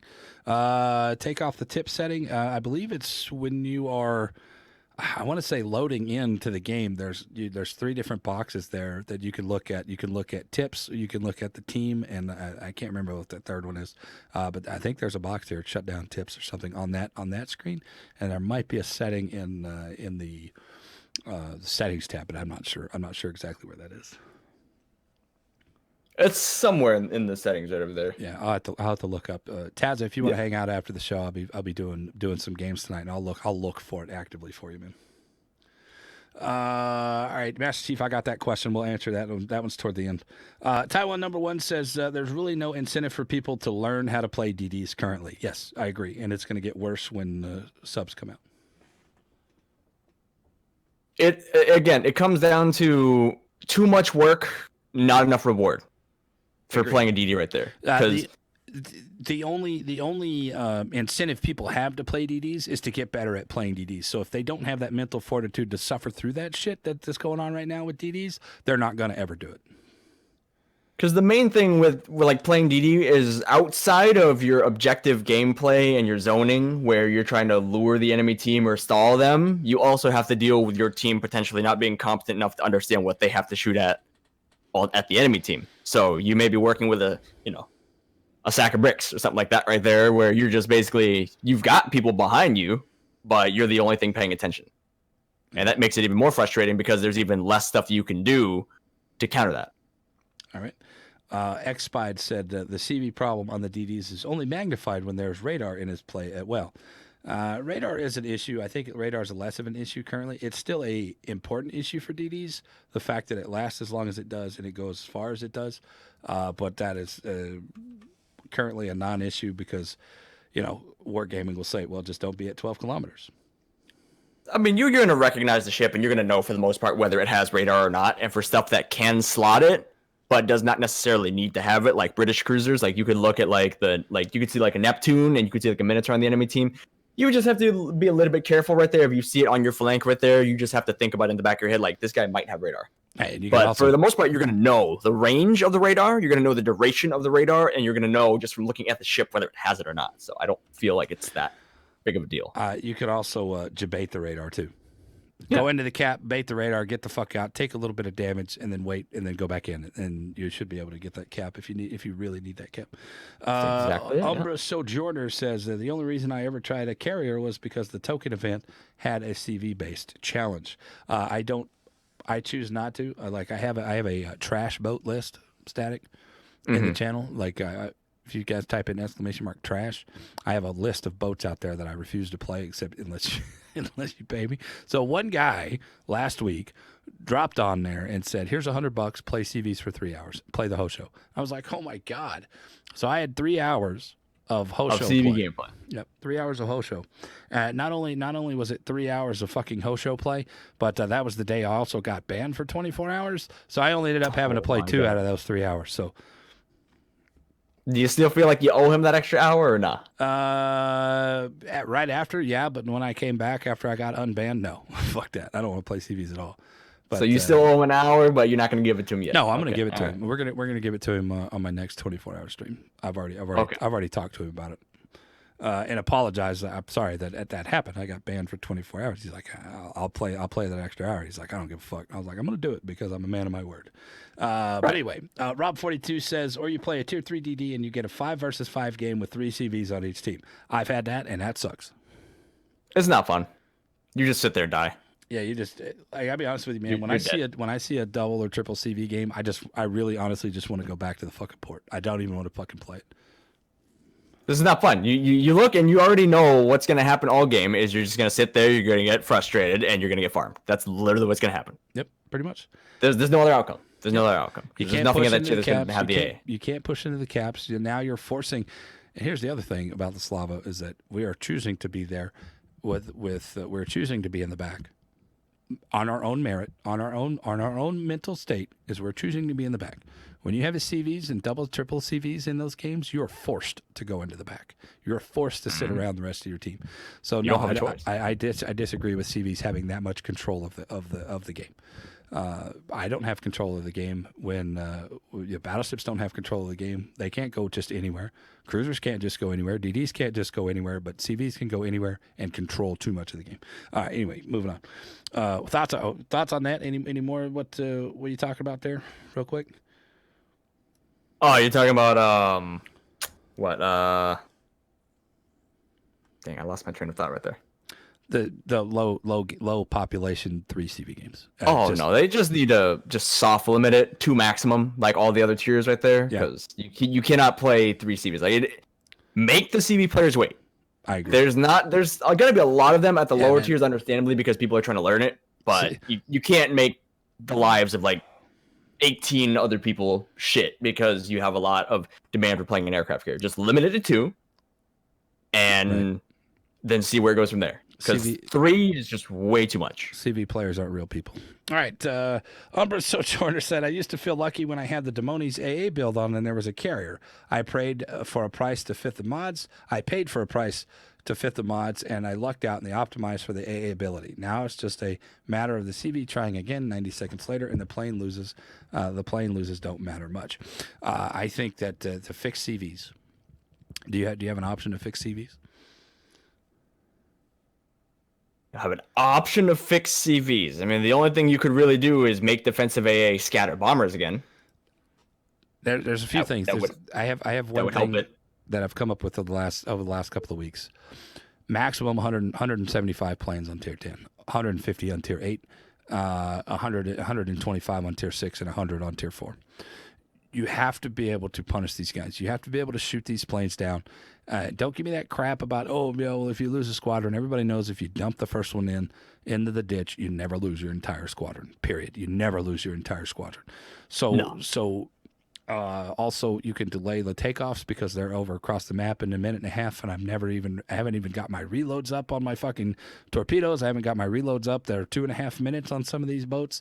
My guns are 34 seconds on some of these boats, and I'm getting hit, and I haven't even shot my fucking gun yet. So I think they need to delay it a little bit. So, I agree with that. Yeah, I think that'll go a ways to help.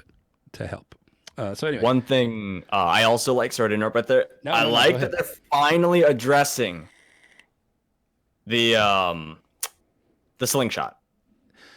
I didn't really find slingshot all that of a bad thing. I know it was only really used when you were slingshotting into a group of enemies. Mm-hmm. I think, I'm just glad they're addressing. Yeah, I agree. Anytime that you can bypass AA, then it renders one mechanic of your game absolutely pointless. So yeah, I agree. I'm glad that they addressed it. Smolensk will be back for money, which is probably the real reason they pulled it tinfoil hat theory, and give it. They've got Christmas boxes to sell. Big Terp. Yeah, they said that the only reason why that they're pulling it is because it was too popular. Too many people were playing it, and it had too much. They saw it too many games over the course of however long it was before they decided to pull it. For obvious reasons, because it was strong. Why do you think people are playing it? Because it's a little bit fucking broken, and I don't think that they understand, man. And I've said it a couple of times. Well, according to us, Smolensk is balanced. Well, your goddamn spreadsheet is fucking wrong. Period. Your spreadsheets are wrong. Y'all need to quit relying on spreadsheets 100%. Mm-hmm. Big Turf 1 says, I wonder if the large amount of CVs at lower tiers is having a negative impact on retaining new players. Thoughts?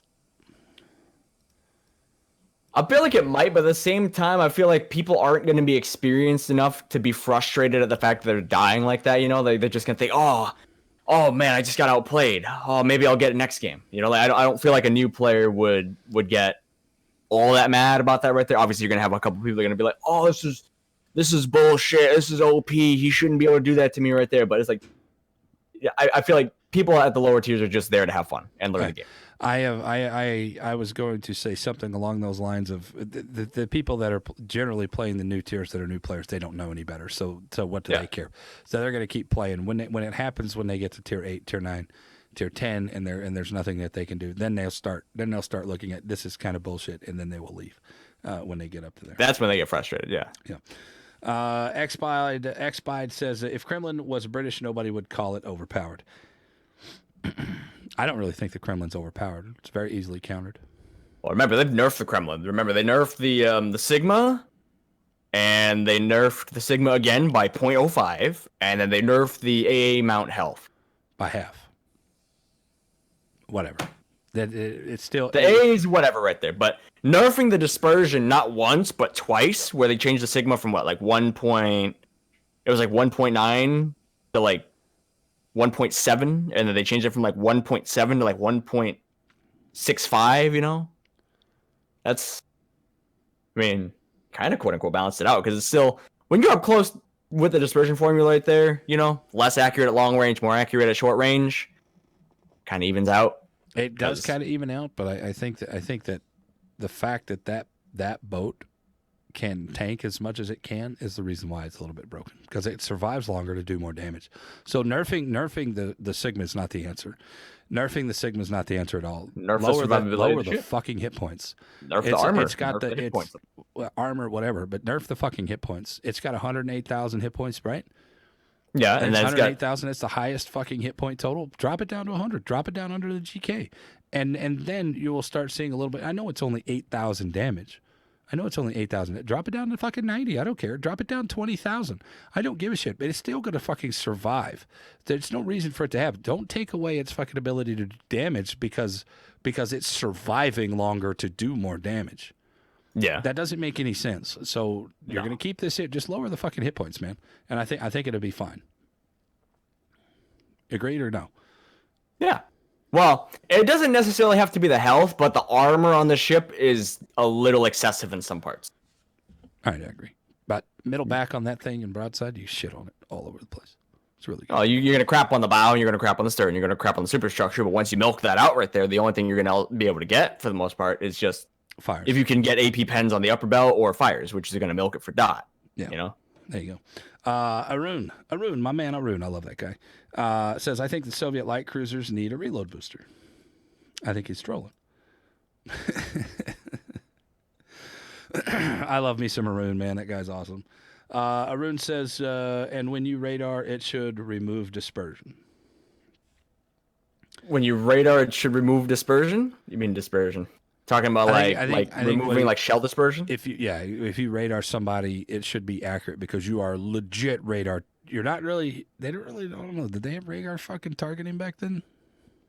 Yeah, they had radar guided guns. I mean, I know they had it for AA on like the U.S. cruisers right there, but they definitely had radar guided main guns. Yeah. All right, fine. I'd be all right with that.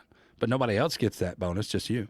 I'd be Yeah, okay no, with it. only specifically your ship. Yeah. Like you would just get like even like half dispersion or something like that. But I feel like that also at the same time wouldn't be healthy because then you'd Yeah. just be chucking Yeah. shit up. Xbide says the whole point of CV existence in real life is to murder every other ship class. Why put something like that in your game about ships? I don't think carriers have a place in this game because they become extremely unbalanced and there's nothing that you can do. Simple enough. I mean, a lot of people think, well, you're a little bit overstating your case in here, but since this is a game and this game is based on reality, loosely based on reality, but it's not a true simulator. You have to have being able to be balanced so you can engage multiple different people all at the same time. You have to be balanced. It has to be fun. It's got to be fun, number one, or people aren't going to fucking play your goddamn game. Yeah. And carriers for me are just unfun avenue of this game, and I don't see a whole lot of that changing anytime soon. No. Your thoughts?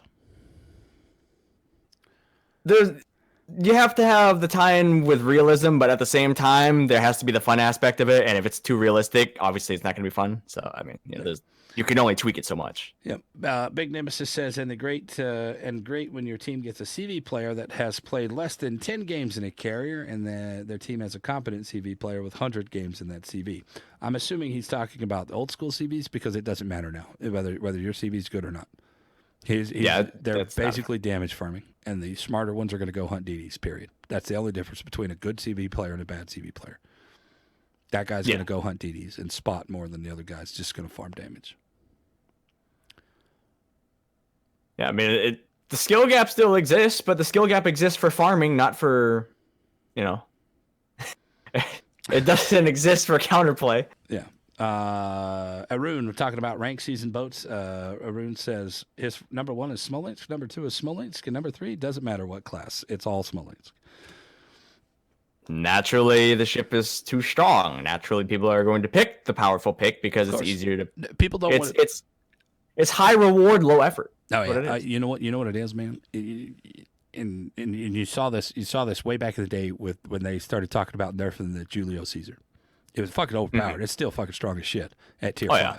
One of the strongest boats. It still averages more damage than some of the tier 6 battleships out there. Anyway, they don't want balanced boats. As you see, I have not heard very many good things from anybody other than the 9 and the 10 on the Italians or these new British heavies. I haven't heard too many good things about them at all. There's a couple of outliers, the Zara at tier 7. The rest of the fucking heavy cruisers on the British, they're kind of just mediocre. They're mediocre all the way up. I mean, 9 and 10 is still okay, but their AP is very mediocre. And you know what? And you know why people don't like them and why people are shitting on them? Because they're fucking balanced. They are probably some of the most balanced lines that they've put out there. Mm-hmm. And people don't want balanced boats. They want to play the broken shit. This is why something like the Smolensk comes around and people eat it up. Yeah. Because stuff that's unbalanced right there, stuff that is low effort, high reward is just quote unquote more satisfying to play because it's easy. Nobody wants to work too hard to get that kind of damage right over there, and that's the problem.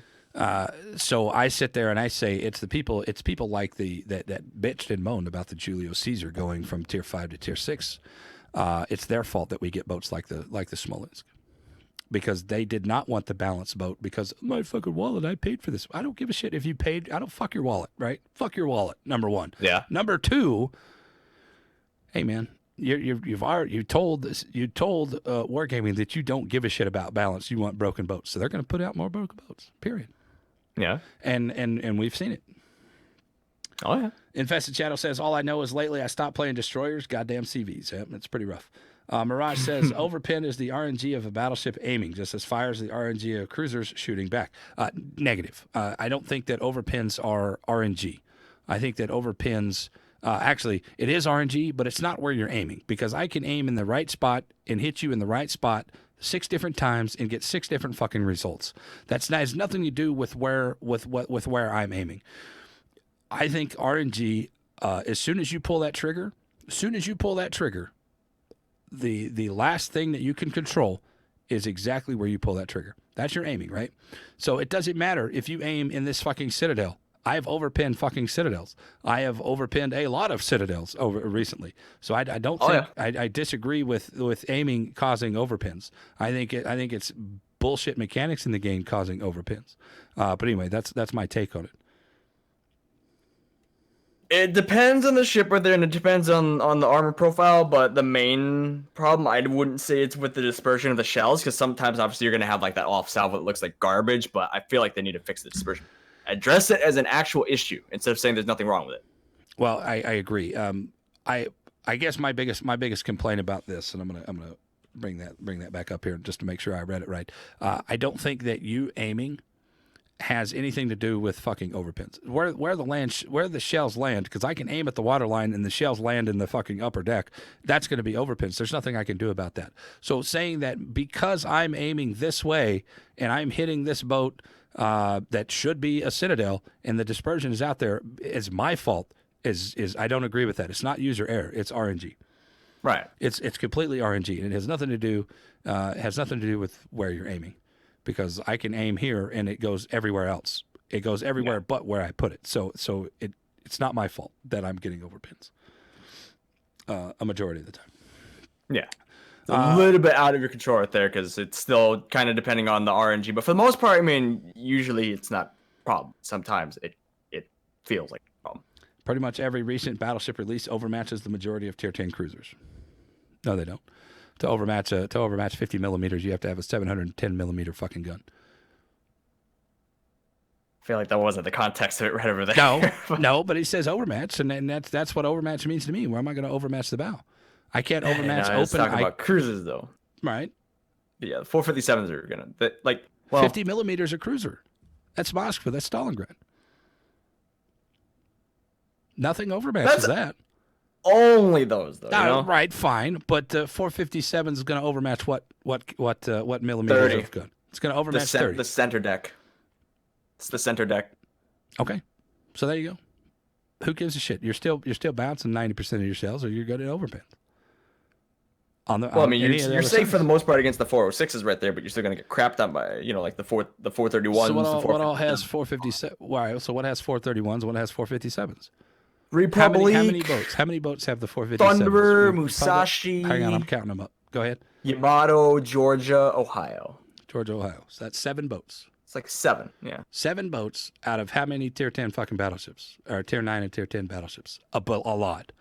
So,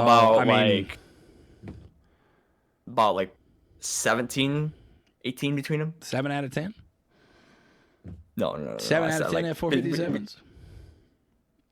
I don't know the numbers, but you get what I'm getting at here. There's a lot more. Kremlin. There's a lot more boats out there that have 15-inch guns than they do 457s, and nobody's bitching about the 15-inch guns except for me, because you can't fucking do the damage on these guys, and all they have to do is bow up, and it's direct counter.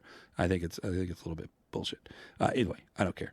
Artemis says, my first real game in a sub. I don't care if I kill anything. I'm gonna go hunt a CV down. Period.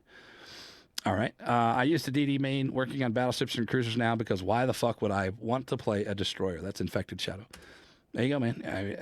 I have said it time and time again. If you have shitty DD players, your chance of winning is very low. If you have shitty battleship or cruiser players, your chance of winning and you have a good DD player are a little bit better. Destroyers are the most important part of the game. Destroyers are your eyes, man. If you don't support them, they can't really do much. But at the same time, the DD player has to have brains. If he's dumb, you're screwed. Yep, there you go. Vector says we have too much to do at the same time to get things done on top of being stacked against the destroyer. I'm assuming he's talking about a DD. We have too many stuff to do as a DD on top of being stacked against a DD or a sub or a carrier or a cruiser. I mean, there's so much shit to do, and you're adding even more responsibility on people that don't know how to fucking play the class. Yeah, that's going to be a little bit of a problem right there, because then the experienced DD players, if they don't buff up the XP rates for DDs right there, there's not really going to be much of a point to play them. Yeah, it's just better to play something else. It's easier and it's more rewarding. Absolutely. The 13th Death Jester says, Sir Venom and Static didn't work. Wargaming say that the cruisers, light cruisers, heavy cruisers will have the skill of torpedo depth charges. They said it. I haven't seen it in action yet. I don't know what it's going to be like. I can't speak on that. I don't know. They said that they were going to do it. Have I seen it? No. I don't think it's implemented yet in any of the testing phases of the submarines yet. Finality says he's going in the subs. I was going to say one thing before that right there. If you're a cruiser trying to depth charge a submarine right there, you're probably going to die. Oh, yeah. Absolutely. I'm just going to put that out there, man. Yeah, you're going to make a mistake and somebody's going to get lucky. 13th Death Jesters also says, so what about the Russian cruiser line coming up in the game? We talked a little bit about that early in the podcast. I think it's going to be different, and it's going to, a lot of people are going to throw out there, oh, it's Russian bias. These things are really ridiculous, low P. Invisa radar is still not something that they tried to get away from, but now it's Russian. They're bringing it back, so whatever. You're just gonna have to play. We're gonna play it, see how it runs first, and then obviously and then make a decision. I mean, tweak it. Yeah, absolutely. There's no reason to fucking end of the world pitchfork like they did with the CB rework. They're gonna do it with subs. I mean, a lot of people are anything that comes out that's new is the game's dead. So Master Chief says, if you were to release a Slava, how would you acquire it? I say Research Bureau, but for like 100,000 research points. I wouldn't say 100,000. I feel like 100,000 is putting it way far out of the reach of like the player base right there, because it already takes some people like long to get like just one of those ships right there. We have two. Good. 100,000 will put it out of reach for a lot of people, and a lot of people will never get it. So that will curb the people that will say, oh, well, the people that play only the Slava. Well, they have to fucking get to the Slava. So if they want to get to the Slava and only play that, then that's their fucking reward for doing it 10 fucking times. Yeah, I mean, you should be able to get, like, I think Research Bureau would be the play for it right there. I don't think putting it for 100,000 points, because that's it's a little high. I mean, 62,000 for the Ohio. I just recently got the Ohio. 62,000. That's a long time. But that's a long time. That's a lot of XP you're going to be sinking in to regrinding up around your ships right there. I think 100,000 is too steep. All right, Static. What is the reason you played without target lock, and would there be any benefit to learning how to shoot without it? What's the benefit to playing without target lock? You can hit people when you're not locked on. Like shooting in smoke. It makes your smoke shooting better. And smoke shooting is one of those things you just kind of have to learn. Like, you have to understand that depending on the distance you're at, you have to aim a little bit higher than where the shells that you see are coming off on your screen. Yep. All right. So anyway, that's it. That's all the Q&A session that we have, man. Static, I want to thank you very much for coming in on episode 47 of Cross Your Bow podcast is now in the books. Next week on Tuesday, my man Mo Likett will come in for a face reveal and a podcast with us. And then the week after that, we had to reschedule Chaos Machine because of my internet. So we're going to do Chaos Machine next 2 weeks from now. So I appreciate each and every one of you guys for coming in. Static, tell them where they can find you. Promote yourself a little bit right here. That would be twitch.tv/static the warmonger, STATIKTHEWARMNOGER. Why? Because we got on Twitter, that would be @statiktwmr, because I had to abbreviate it because you can't have the full name. There you go, boys. Thank you guys very much for watching. I am Sir Venom IK. You guys can hit me up right here if you guys are over on the YouTube channel, twitch.tv/Sir Venom IK. If you just want to have a live conversation, I pretty much stream every day, 7 p.m., give or take. Hit up the Twitter @Sir_Venom_IK to get those updates. And we'll see you guys next fucking week. Static, thank you very much, man. I do appreciate it again for coming on. I'm assuming you're going to go fire up your show and go play some ranked or go diddle around a little bit. We're doing that a little bit later. I need to eat. And I need to go to the bathroom. I've been holding it in.